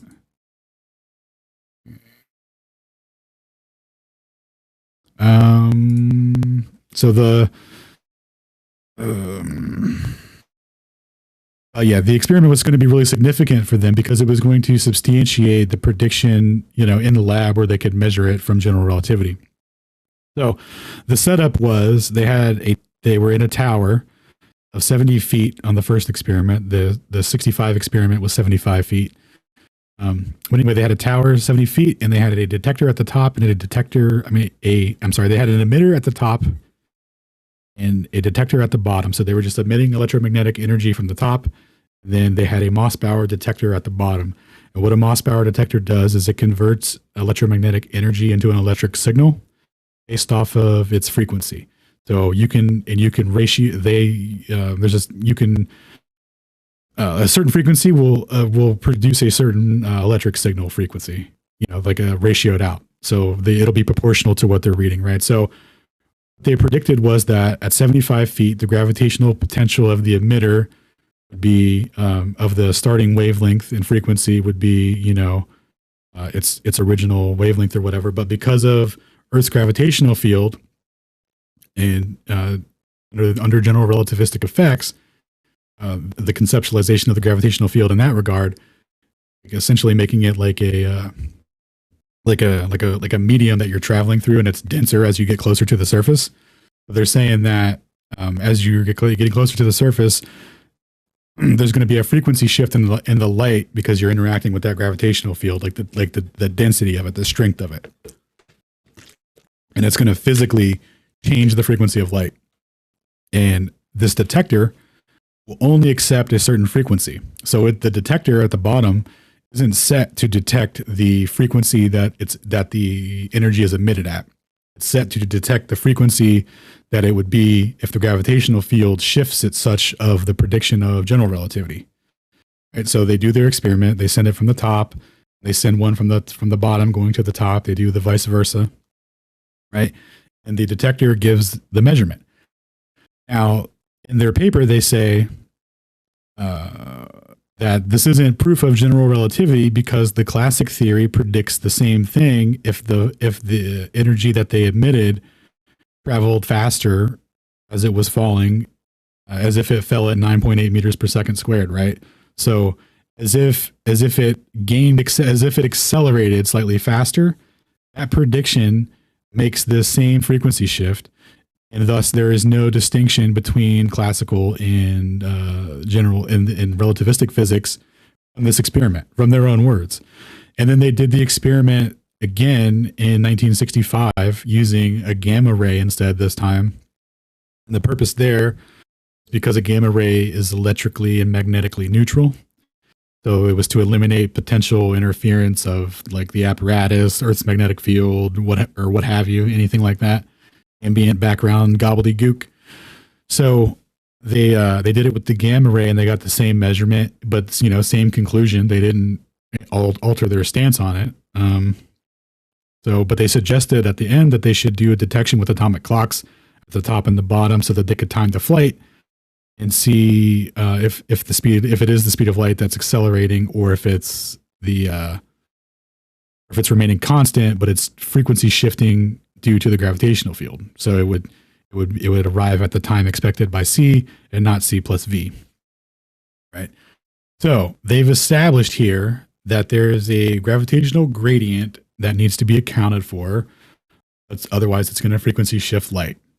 So now that we've got the history on, and those gentlemen were given the Nobel Prize for proving relativity theory in papers that explicitly say, like, the conclusion is not, it proves that they requires more, et cetera, et cetera. Needless to say, science needed a hero to, substantiate general relativity as a physical mechanism to explain astronomical observations. Once they got people to, get the agreement on that, they could start applying a uniform way of looking at the astronomical events, right? Like basically just splitting starlight in a prism and then looking at the colors and seeing, is it more red or blue? Oh, is relativity more true or less? Is it, or whatever, right? So that's what they're going with. So anyway, we have the satellite here. So this diagram, sadly, I didn't make it, proportional. Let's say that this satellite is at the 50th latitude, and there's an observer here that this blue line is at the zenith, or the satellite is at this man's zenith at the 50th parallel. So this signal is coming straight down to him. And then the signal is also being emitted at the same time to a lad that's at the 40th parallel, let's say. Right? So because of the contour of the old ball, right, and the signal being emitted at the same time, this gentleman here gets the blue shift, right? Okay, so suppose maybe there is equipotential gradient, right? And this dude's going to get his measurement at that zenith, at that latitude, without requiring a correction. Well, this dude is going to be at a different equigravitational potential relative to that satellite when it sent that signal at the 50th. And he will require a latitude-dependent correction. That's what Ron was putting forward earlier about the latitude-dependent corrections. Right. So what had happened when they made GPS was, if the equigravitational potential geoid model were true, there was all these discrepancies that they went around measuring and had to deflect the vertical as they pleased to compensate for astronomical phenomena not aligning with their graticule. And when GPS was established, they would have gone around to every one of these gravitational points, and made corrections for that potential difference. So hand wave dismissed that. Ron says because of the oblateness matched with the geoid, the gravitational model, right? It's offset through the rotation of through rotation of a stationary gravitational field. So that's a cool story. Or we live on a plane, and these are on a plane above us, and there's an equipotential gradient between us, and they're sending signals through that. What do you guys think?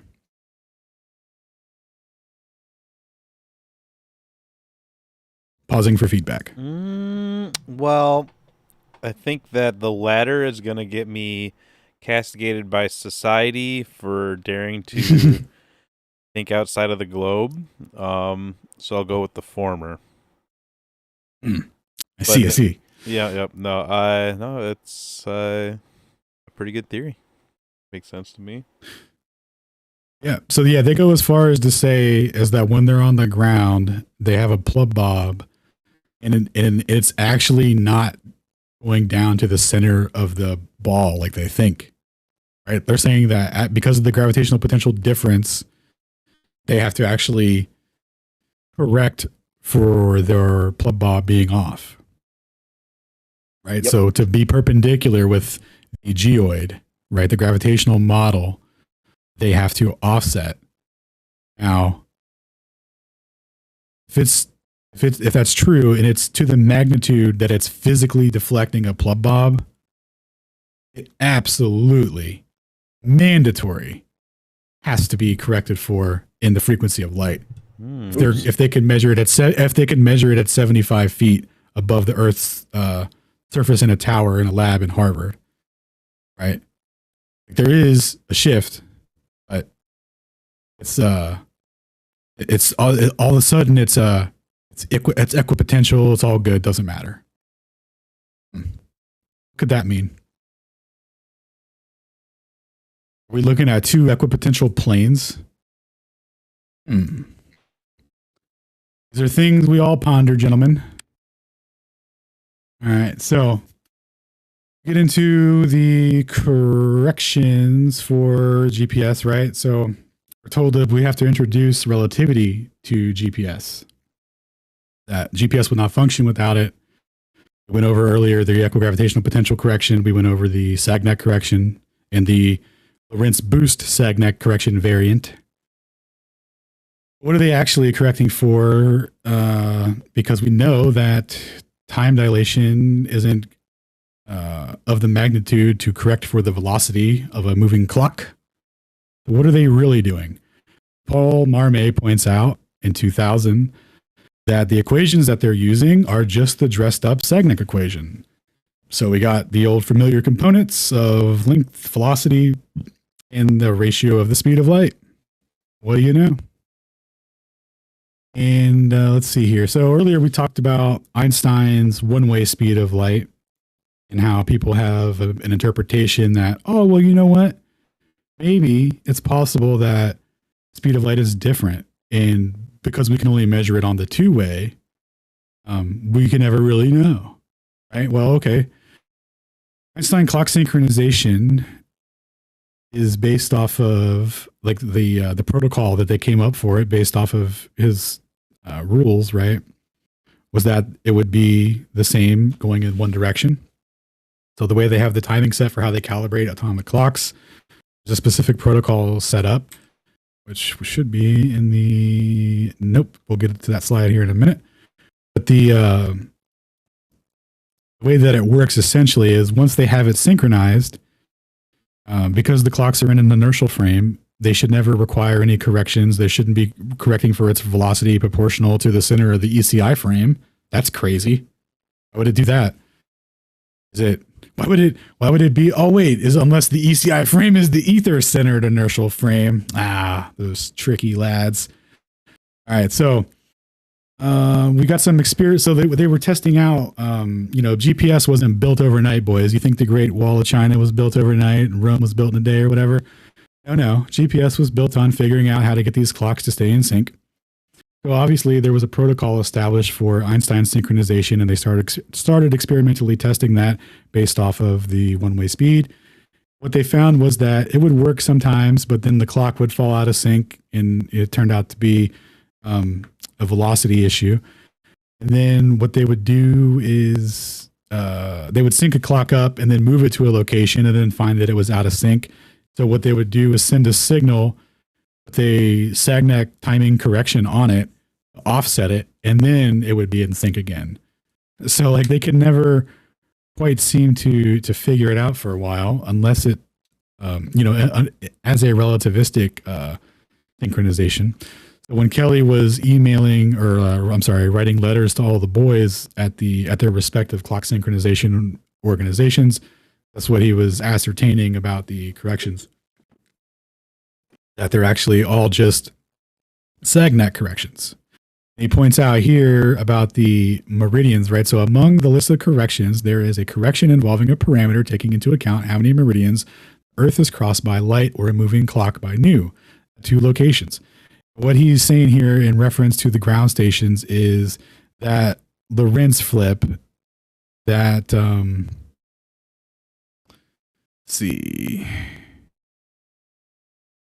that Sagnac correction is the meridian. He's calling that the meridian correction, essentially. Right. So for a while, I was mistakenly saying that this was like a separate correction, but this is the Sagnac correction. And you can also see. Yeah. Anyway. See here. So the correction of the light clock. So get into what the implication is for making the Sagnac correction here in a second, and what freedom that gives them in terms of distances and whatnot. But we see that the correction of the clock is just identical, more Sagnacs, right? We're all Sagnac'd out of our minds. So here we have another excerpt about rotation and GPS and the Sagnac effect. He says, pretending that special relativity does not apply to rotation, while at the same time applying it to daily experiments like the GPS system, we have a far greater amount of rotation than the Sagnac experiment. It's indefensible, right? So he goes on to show how much the Earth would move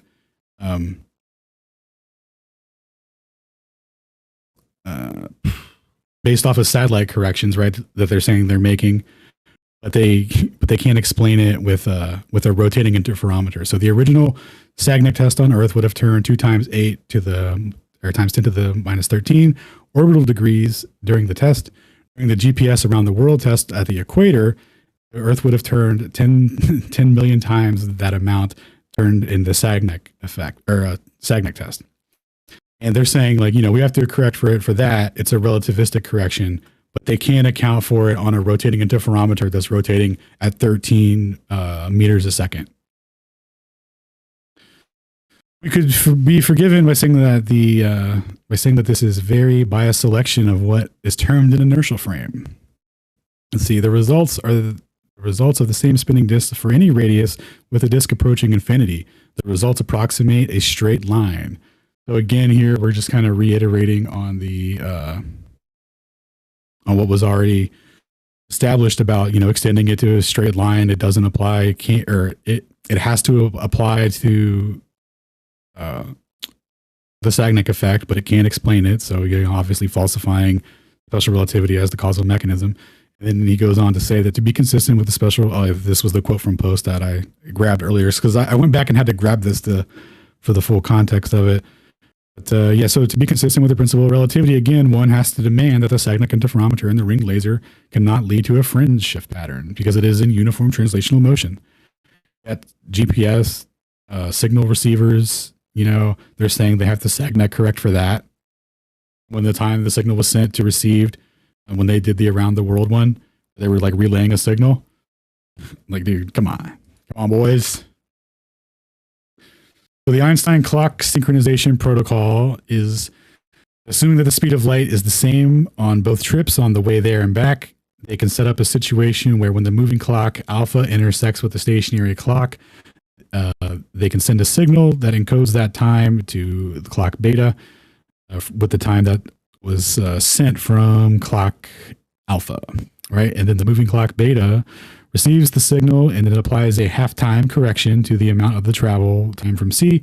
So again, right, it's specifically based off of the one-way speed being C as well. So the moving clock B, and then the moving clock B will then, and the stationary clock will then be synchronized with their time, with the stationary clock A, right? Once they get their corrected signals. So that was the protocol that they set up, and it didn't work. And then they also found that the clocks would have to correct for their proportional to their own velocity. Now, what they also, not sure if I have it in the next slide or not, but what Kelly also pointed out is that they're accounting for Earth rotation in the space vehicles, right? So the way that they say it would work out is it would be satellite velocity plus Earth rotation. Why would a satellite in free fall have to account for Earth rotation in its velocity correction? It doesn't make any sense. So here we have Neil Ashby, the lad that says that the Sagnac effect is in the GPS system as proof of relativity, right? And this is a giant smoke screen that was put forward after the experiment, the around the world. I'm sorry, not the around the world. That was the Heffel and Keating, the Sagnac effect and global positioning system. Right, he went on a 20-year tour presenting the Sagnac effect as a relativistic, blah blah blah. Anyway, so but the important part here is he's defining the free fall of the satellite as a local inertial frame and all that. So a frame where the speed of light is where you're going to measure the c being c. You're not going to have a variance proportional to your velocity. But, nevertheless, GPS explicitly functions because of corrections that have to be made of the first order that would falsify special relativity and general relativity. Here we have Carol Alley in 1979 saying, it is appropriate to realize that the first practical application of Einstein's ideas in actual engineering situations with us, the fact that the clocks are now stable and one has to take into small effects to account for the variety of systems undergoing development that are actually compared to time worldwide and are no longer a matter of scientific interest and scientific application, but it has moved to the real realm of engineering and necessity. So this is Carol Alley from the University of Maryland from earlier that we were talking about. And what he's saying here is like, relativity found its way into GPS without accounting for these effects that are beyond the order of magnitude of the theory is capable of predicting or producing. Somehow it's proof of the theory. Well, let's see what he says in 1995 here. So we have the GPS Relativity and Engineering Overview by the boys over at the GPS Joint Program Office or the government. We will give an explanation in detail for the formulas for the relativistic corrections to be implemented in high-speed aircraft or in other satellites in connection with GPS or when using GPS from another satellite. Oh, why are you doing that? Aren't they already there? So the OSC of the GPS does not include the rigorous transformation coordinates. Oh, wait, what?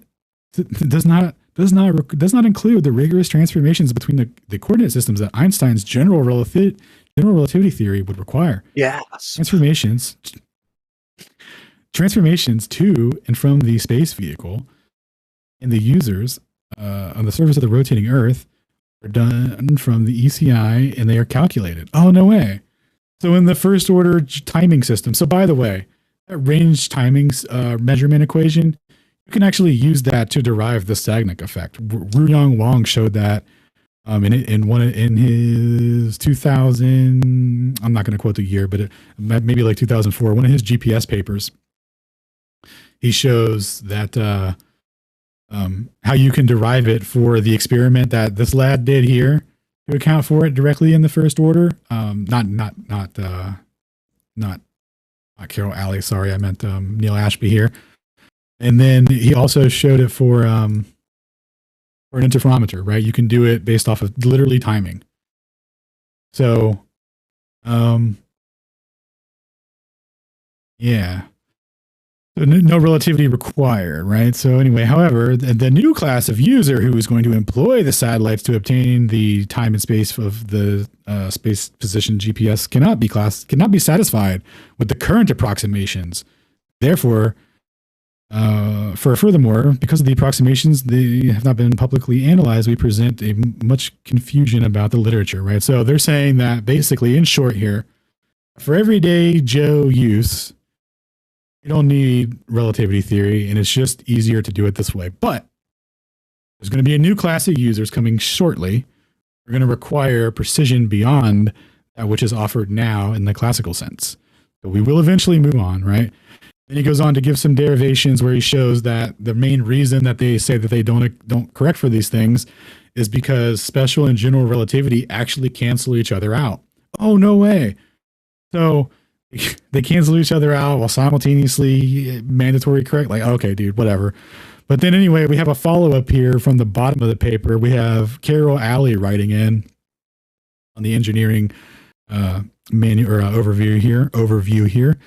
He says, and if one perhaps does the explicit recognition of the relativistic effects, I mean, it took a long time to get general relativity down properly, and I think this is more or less correct now, but its absence of any explicit acknowledgement of special relativistic effects due to the speed of light being the same whenever measured by an observer, leading to the relativity of simultaneity and the associated Lorentz transformation physics.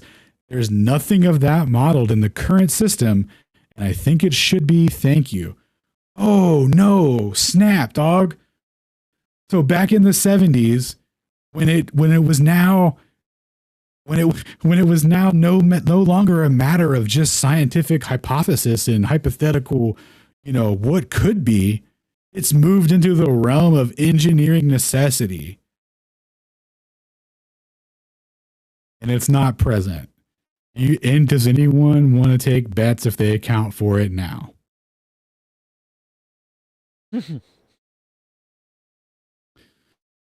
Additionally, one has to ensure that the corrections are applied. So this is from, these are the lads that went in to investigate isotropy as C, right? To find out if old C is C in the way that they say it is, right? Right? Because there's got to be some consequences here somewhere.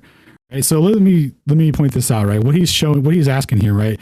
If the principle of relativity of simultaneity is true and cohesive events, that means there can't be a cohesive timeline of events for observers in relative motion, right? So the example they give for lightning striking a train at the end and at the beginning of the train relative to a person at the center of the train, and then also at the same point in time, intersected by a stationary observer at the, who's on a platform, saying that the observer that's moving will see the lightning strike at the front first because he's moving towards it, and then the stationary observer will see them both happen at the same time.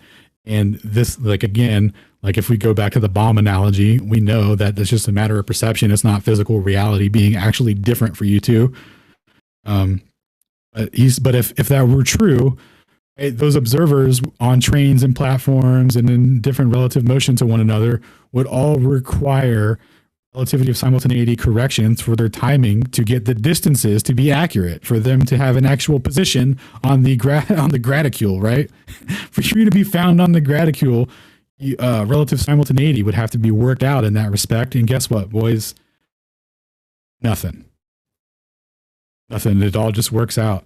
So it turns out you can sync endless events to a cohesive timeline because that's GPS works, and it's done every day in the face of relativity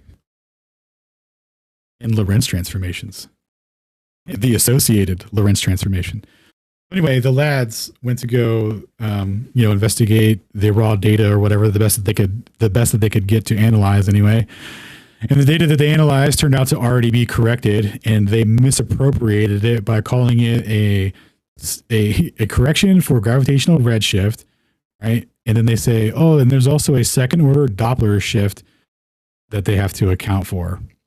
And they say it's the so-called Sagnac effect. So these guys, whiffed pretty hard on that. So that's not what's being corrected for at all. It's a first order effect. It's not like an insignificant thing it's literally the thing that they were looking for is that. And they didn't know, I guess, and they just thought it was a second order Doppler shift rate. Doesn't even make sense. So let's see. So that was in the 1990s. So that was Wolf and Pettit who did that. Then we have a review from Daniel Garzi, who's talking about what the Wolf and Pettit lads, like that glaring mistake there. He says, however, Wolf and Pettit noted Wolf and Pettit, 1997, tested the isotropy of the one-way speed by analyzing GPS satellite network timing signals database and found no dependency on the source to receiver motion, which they interpreted as evidence that C was isotropic. However, Wolf and Pettit noted that the data that they analyzed had been pre-processed and corrected for the Sagnac effect. In this case, the first order timing change of the flight of the radio signal between the satellite to receiver. To justify this correction, they claim that the Sagnac effect was a relativistic effect of the second order in C. Embarrassing. And the correction was therefore a negligible consequence of their analysis. But the corrections that were made were as a first order velocity component to the line of sight of each satellite and to the ground receiver in the ECEF frame. So thus, while the effect of the first order line of sight velocity component of the GPS satellite is clearly evident of the raw timing signal data, the first order component had to be removed from the data set that Wolf and Pettit analyzed to show that C was isotropic. So if you live somewhere at there's a distance discrepancy, and there's just like, well, it's like, well, we've got this coordinate system that's like just good enough or whatever, right? Or I'm sorry, they give you this coordinate system and they tell you that this is what it lives on and everything is proportional to this exact coordinate system. What you could do with this is with these corrections, right? These timing corrections, you're essentially adding and removing distances. So you're making it impossible to tell actual distances to anything. You're only going to get distance outputs relative to the graticule in which the GPS system is bound to, based off of the what it's giving you. And with the corrections, like you're never going to know. It's always going to be graticule. So here we have midnight, noon, and redshift. This is another big falsification for general relativity here. This is put forward by Ron Hatch. This argument was actually put forward in the 60s. That guy whiffed on the math a little bit, and then Neil Ashby stepped in to get to correct that and say that the prediction is like, XYZ amount, super negligible. Maybe we'll get to it. Then Ron Hatch came through and was like, yo, Neil, turns out you're wrong. And it is significant. You would have to correct for it. Here's the numbers. And then, so the story goes that Neil was about to publish his paper, and Ron was publishing the refutation in the same publication. And Neil pulled his paper from it because the editor wouldn't put bronze on the next month's issue or whatever. Like he wouldn't let it go unrefuted. Undisputed in the paper. So he took it out of the publication where he was shown that he was wrong. And then now everyone, talks about, like the first Google results will be, Neil Ashby, right? But, your boy couldn't face bronze. But anyway, what the argument is here, to give you an overview, is say we've got some stationary clocks on Earth. We've got a clock facing the sun and we got a clock away from the sun. So midnight, noon. So on noon, you're facing the sun with this clock. Midnight, you're facing away opposite. And there's about, what was it, like 8,000 mile difference between you two, right? So what that means is, the gravitational potential, like the gravitational gradient of the sun, right, is going to be different at the side facing the sun versus the side facing away from the sun. Thus, the midnight, noon redshift, right? So let's introduce the sun's gravitational gradient for effect here. Get our production value in, boys. Worked really hard on this. Wow. Nice. Oh, now we see the gradient, right? So anyway, there's no correction necessary to be made. Like in reality, the dynamics of this don't play out. And they say that, bending and warping, it's causing our velocity that we can't measure, all this stuff, right? We have to correct for it on the ground at 75 feet. Okay, dog. How about the sun who's dragging everything around, right? At almost 1 billion miles distances, right? I think Saturn's like 800 or 600 million miles away or something like that. But we got this huge gradient here. We got these really sensitive clocks that retard proportional to gravitational strength. Yet, when they were doing the test in the lab in Harvard, they didn't find that, you know what? The energy shift was actually off because we had to add the Earth's gravitational field plus what the gradient would be over the distance of 93 million miles relative to the sun at our time of day when we're facing the sun, right? Like that would be actual proof that these corrections are like applying to, a solar system and not just like locally, like to our Earth system, right? All this technology is implying is that everything here is close and local, and it's there's no correspondence to relationship to why things move in the sky. Gravity should also affect these clocks in the same way, to some degree, right? And we have Ron Hatch right? Oh, dude, as well as that. Absolutely. Totally forgot about that. That is an aspect of it as well. Because you're 3 million. Dude, Stone, you're the man. Thank you, sir. 3 million miles. And a raise coming your way, bud. Yeah. Yes.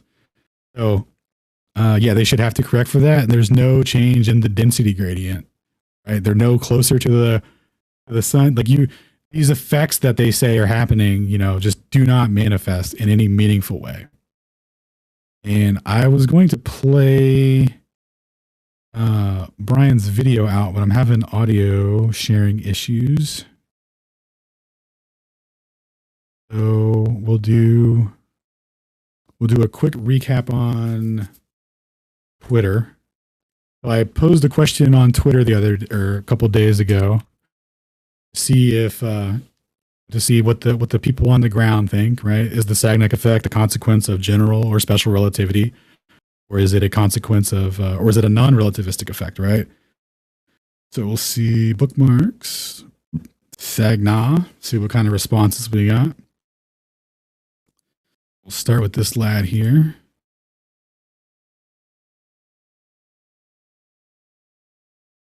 Take a look at the poll results. So we have 51%. Non-relativistic, very nice. 28% special. Oh, you are. Give me 1 second. I just need to change my screen share. Thank you, sir. See that? Make sure it's still of pristine quality. Good now, man. There we go. Awesome. Oh no, 720p. Disgusting. 1 second. Oh, looks good. Surprised at 720. Nah. All right. Now it's at the real ratio. All right. Yeah, so just people putting forward different arguments here, like, oh, we'll close on the it was basically just people insulting me a lot, but there was this guy linked a paper to substantiate his claim that it's a consequence of general relativity. So we took a look here at that. What was that paper titled? It was on the general relativistic.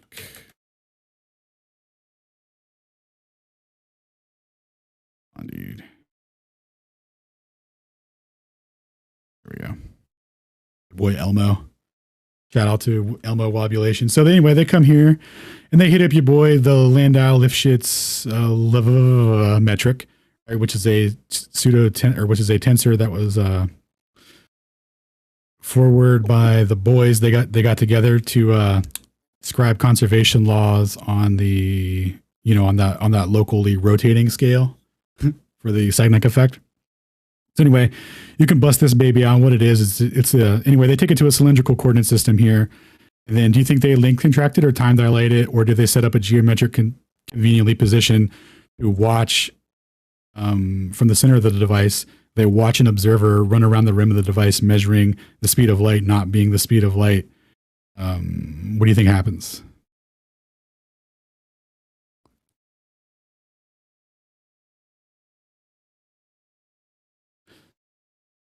They finally found Earth orbit motion. They measured it good and hard. No, they go for the geometrically convenient cylindrical position. The same as, actually, I got to move this into Æther critiques real quick. Damn, I was thinking, man, maybe they had it. Yeah, so they ran into the same problem with Tartaglia and Barada, right? So there's no way to explain it as a consequence of relativity with second order effects, unless you just transform to the center of the frame, you just watch it, and you just use all the fancy math to describe what it would be like to stand in the center of that rotating device and watch the speed of light not be measured at the speed that it should be. It's literally all they can do. So that was your boy. And then further, I went into some detail on the Landau-Lifshitz metric here. So this is really cool because this is actually a problem originating from Einstein, right? In the original field equations, he had to introduce a pseudo tensor to satisfy the conservation laws. In other words, he had to interject boundary, where you could define the coordinate system in order for you to have the coordinate system, because it's not dimensionally separated from everything being the energy, the equivalence principle. So with everything being converted into the same thing, you need a separate way to derive a structure to conserve it into, because otherwise it's just not meaningful. So anyway, what he had to do though is introduce the pseudotensor, and it gives the appearance of meaningful transformations of invariance under certain ways of doing it. But when you math it out, you can show that it's not dimensionally relevant, and it doesn't actually satisfy covariance in any meaningful way. And this issue was known about at the time, and I'll go into there's some citations here I've listed out, but the biggest one is I'm going to be referencing is your boy Levi Civita and what's his name? Something Cabastra. But anyway, these guys invented absolute differential calculus, and what they showed was the solution that the Landau, Lifshitz, and Lavuvu put forward is not valid because they attach Christoph symbols to the tensor itself, and essentially the Christoph symbols describe differential geometry. So they're attaching the coordinate system to the tensor so that they can, they literally do the same thing, and they're like, look, boys, we fixed it. So anyway, Others goes through and shows why that's mathematically not consistent. The same thing that the boys did in 1917, the lads who invented absolute differential calculus showed this to be the case. It's a violation of what they call pure mathematics. Like when you analyze it dimensionally, it should be consistent, right? Your coordinate system can't come from not the tensor that it's being derived from. So it's essentially the issue. So it is fancy mathematics, but it's physically meaningless, in other words. So shout out to Crothers for pointing that out. And then let's see if there was one other one. Do you remember? Yeah, it was really nothing. That was kind of nothing. But yeah, just still to this day, not able to derive as a Sagnac effect. So that concludes the presentation. Are there any questions, boys? Questions, comments, concerns? GPS destroyed in 2 hours. I love it. Thank you, sir. Yeah, I felt like it was like 200 slides, but it only turned out to be like 72. Pretty decent. Well, so I think the pattern is we start out with a nice 2 hour girther, as our new buddy Nobin should probably explain, right? And then you truncate it to like a 40-minute presentation style. Then you get it to like a 15-minute reel, and then eventually, like we perfected it, we can get it to a 2 to 3 minute blurb, and people will actually. And then it just evolves into a single meme. And then if we can get it into one meme, it absolutely will take off. All of relativity and GPS segment, yeah, and one meme. I'll work on it. Yep. So let's see. Yeah, man. Sagnac. Can't be a consequence of relativity theory. I like how they keep encountering the same problem, but calling it something different. They keep having to fight this battle over and over again. Like they're winning this giant facade, and it's like, nah, you retards. You just keep doing the same thing over and over again. And the first guy doesn't tell the next guy what's happening. It's like a big Mo, Larry, Curly marathon going on, right? And then you get like people who work in the industry who just like do what they're told, who make this meridian / Sagnac / velocity correction or whatever your group calls it, right? And that you never know what you're actually correcting for. And it's called many different things. And it's always the same correction, always accounting for Æther, right? Always. Other people are like, what technology is Æther? It's like, oh, bro, you never heard of GPS? Yeah, not possible. Direct evidence of Æther has to account for it directly all the time. Hence, coordinate systems and the invention of an ECI frame in which to do it right under your nose. So that today, people like you will just say GPS proofs, the Earth rotates around the sun, and we're like, no, opposite of that. Like in every way, opposite of that. Dude, exact opposite. Because you know what it would prove too, right? At the very least, it would prove that the gravitational influence relative to the time of year, like Stone was saying, is present. Right? Suppose the velocity, you can't do it. If the relativity is true, it can't be done. But gravitational influence would definitely be there, right? You would definitely measure a fluctuation corresponding to the time of year with atomic clocks like that. It would be at a ratio of the mass of the It's actually a second level of complexity there too. I mean, you were looking at the final image there, where it was the midnight versus noon at one rotational point, one revolutional point around the sun. Well, that's going to establish a particular gradient at 94.1 million miles away from the sun. But once we come down to 91.5 million miles from the sun, that gradient between midnight and noon is actually also different. Yeah. If you can catch that proportionality because of R squared. Dude, it's constantly going to be in flux. They would have to have like done it for like a couple of years, established the fluctuation rates, and then mapped it cyclically. 6-month sliding ratio. Yeah, exactly. There's nothing, guys. Nothing. That was excellent, Alan. I think that none of the Globers are gonna watch it, and like we're gonna have to work on distilling it to a digest. So like, because like it's hard to argue GPS with Globers because you have to explain all the prerequisite knowledge and background to get like it's like, oh, I destroyed you. Oh, but you're too dumb to understand how and why. So okay, I gotta go through some stuff, you know, like. So prior to the equigravitational potential correction, I would agree that you could only use GPS as an argument for motion. But yeah, it just body bagged reciprocal zennies and deflection of the vertical. Yeah, which are all just hidden under guises for astronomical celestial geodesic conversion or whatever, right? Like as they state openly.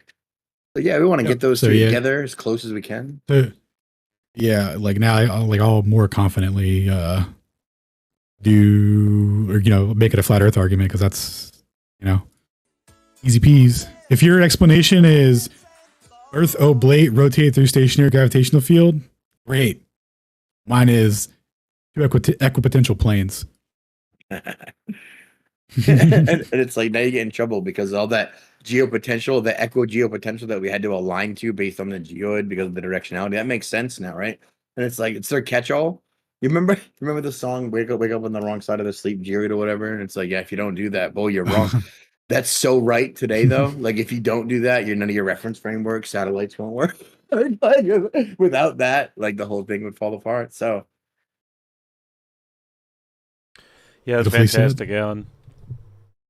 It's crazy because it's like I think back to like a year or two ago, arguing with people about relativity and not really knowing what I was talking about very much, but I just knew it was wrong, like just because I knew like the craziness of it, like the twin paradox and all these crazy paradoxes inherent with it, and then like Bennett came along and gave those presentations on what's it called on Witz's show when he went live and gave a presentation there, the side prop analysis. Yeah, and like there were so many, which you kind of went over here tonight with Fresnel, drag, and then with Dufour and Prunier. It's like it's such a that was one of their get out of jail free cards was the not being in that frame. And then Dufour and Prunier, like they did that back in the mid 1900s. Smoked them. They've been smoked forever. And I never heard about it until like within a year, like within the last year of my life. And I've always been told that relativity is real and, it's all, and yet, there it is back in the mid 1900s, they annihilated one of the main precepts of the whole thing. Man, imagine right off the rip, dog. You imagine they could just take something like that and just literally sweep it under the rug and don't talk about it. Like, hey, let's just play. We'll never mention that. It's like a kid cleaning their room. They shoved all this shit in the closet and then they just didn't tell anyone. Right? That's the relationship to what they're doing. Oh, did that disprove us? No, it didn't. What do you mean? I'm just gonna say no. Dude, but with so much mathematics on the table, it has to be real. Dude, that's where they get you, dog. That's where my boy Steven Crothers came in hot and started analyzing the tensor situation. he was actually going to get his PhD in doing a mathematical analysis on the validity of general relativity. And once he realized that it wasn't, what is that? Oh, Mister, thank you, sir. Once he realized it wasn't dimensionally consistent, he was like, he was like, yo, boys, this is actually full DS. And then, let's see. Yeah. So he presented it to his PhD candidature sponsor, and that guy had to drop him. The faculty, like they were not going to let that go through and let him graduate on falsifying general relativity. And so it got to the point where, instead of critiquing his math, right? Because I can't do the math to verify what he's saying, right? There's allegedly a bunch of smart lads that can do this math, and how they treated him and what they did to him in response to his math did not refute it at all. So I take what he did with this math as solid, because what they did was, the first guy at the faculty that he was getting his PhD in, you know, these disputes ended up having to go to a board review. And anyway, the guy that he submitted his work to and made the critique to, like, you know, take him off the candidature, changed his work, changed what was submitted, and then made critiques based off of the changes that he made as to why it was invalid. And Crothers was like, what? You can't do that, dog. That doesn't make any, like, what are you doing, bro? And that was never addressed. Nobody ever punished him for that at the, like, because, you know, after the hearing and all that, because it got crazy. But anyway, that was never addressed. Nothing ever came out of that. And then he gets into an argument with the International Gravitational and Relativity or General Relativity Committee, right? So these guys set the standard for how to interpret the equations mathematically, because they're nonlinear field equations. So when you set them, you have to, like, rein them in and make approximations to get answers out of them. So these guys set the interpretation of what you're allowed to do, you know, so to speak, to get the bending and the warping of the space and the time. And this guy, the head of the organization at the time, was Crothers presents his work to him. That guy did the same thing, bro, and then even says, he was like, people will figure this out from time to time and make a big deal about it, and they think that they're smarter than Einstein. You're not special. That was literally his answer to it. It was like, what? Sometimes people find out general covariance is fake. Doesn't mean it does. All we do is we don't acknowledge it and it goes away, peon. Like, you don't threaten us. Dude, yeah. So when I seen that response from the heads of these people, like, I'll stand on Crothers' work all day and try and understand it the best I can to articulate what it's doing to the math, because that dude apparently nailed it so hard that not a single relativist has ever refuted him mathematically. Dude, it's like, he's been doing presentations for like 10, 15 years now. And these people have no idea, right? They assume that, like, well, in the scientific community, if you're right and you present math, like, the whole world will just cave and bow to you. Obviously, it's all about being right and the secret of truth in the scientific community of academia, right? So, yeah, of course, if that were the case, Alan, everybody would know it. Right. Therefore, you can't be, therefore you're wrong. So, stupid. Therefore, I definitely can't be right. I thought he was great. I knew I was in for a good ride when the first thing that he did was debate the dimensionality aspect of the term space-time. It's like, oh, right. Yeah. It's an A-ticket ride. I'm in. Straight savage, bro. He is so smart. Like, you can just tell by his disgust of it. Like, what he gets, he writes a lot of insults and stuff as he's writing it, but it's like he's disgusted. It's not like anyway. It's funny. Pissed off Kiwi. I respect it. Yeah, he's just so mad. He's triggered Toby, dude. He's like, why won't anyone address this math? Everyone wants to sit around and pretend that C is C or what have you.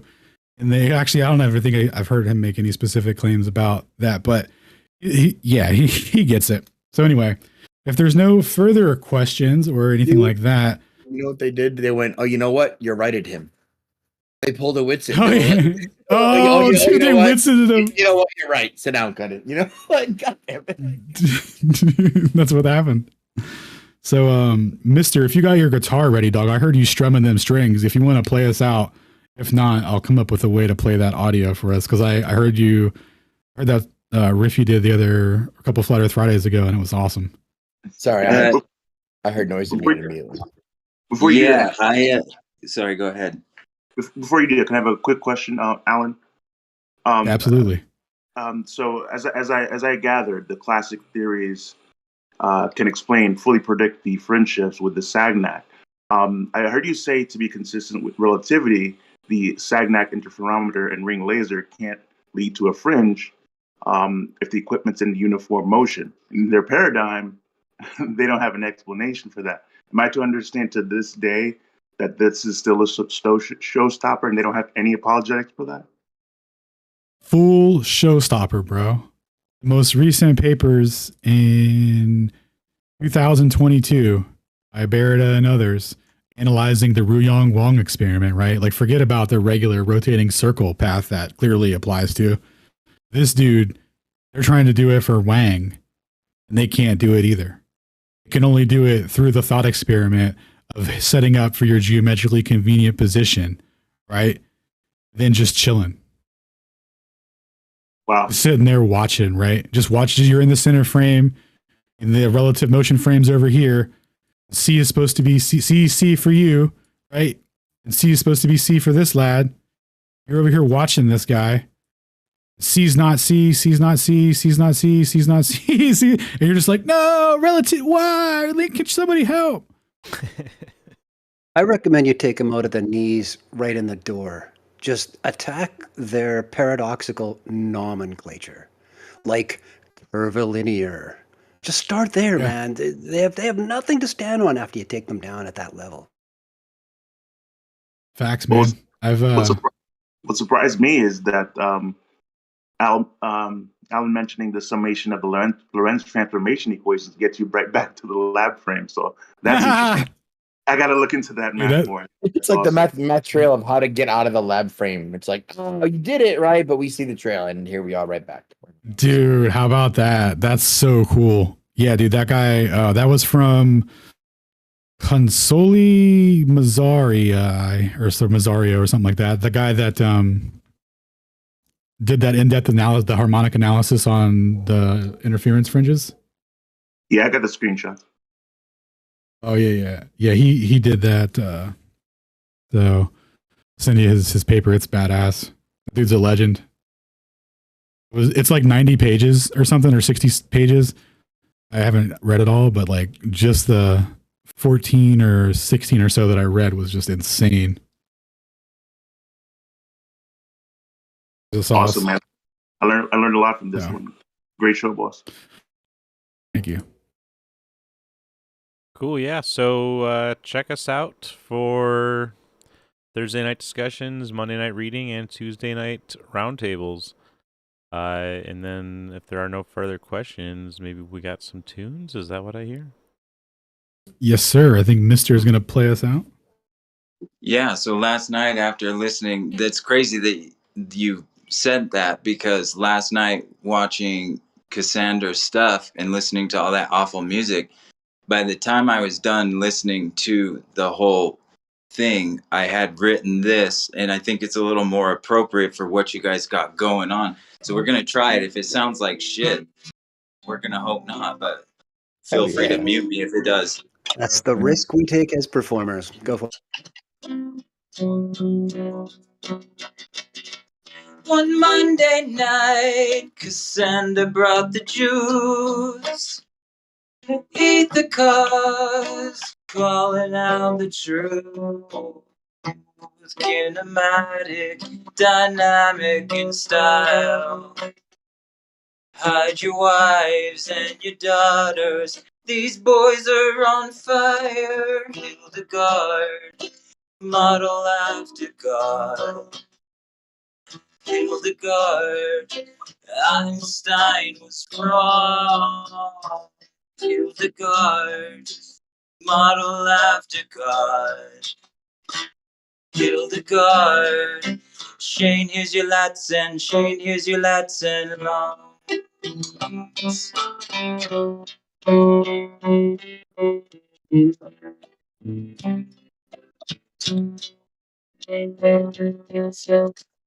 Reading night, at a party if you're cool. Æther cause calling out the fool. Space audits is always on point. Step up to test them. These boys will smoke you like a joint. Hildegard, modeled after God. Hildegard, Einstein was wrong. Hildegard, modeled after God. Hildegard, Shane, here's your lats and Shane, here's your lats and long.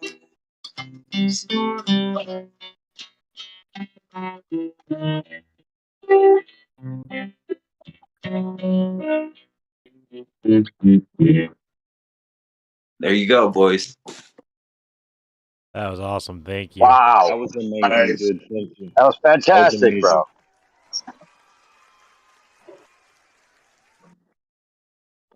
Well, was hopefully awesome. that sounded all right.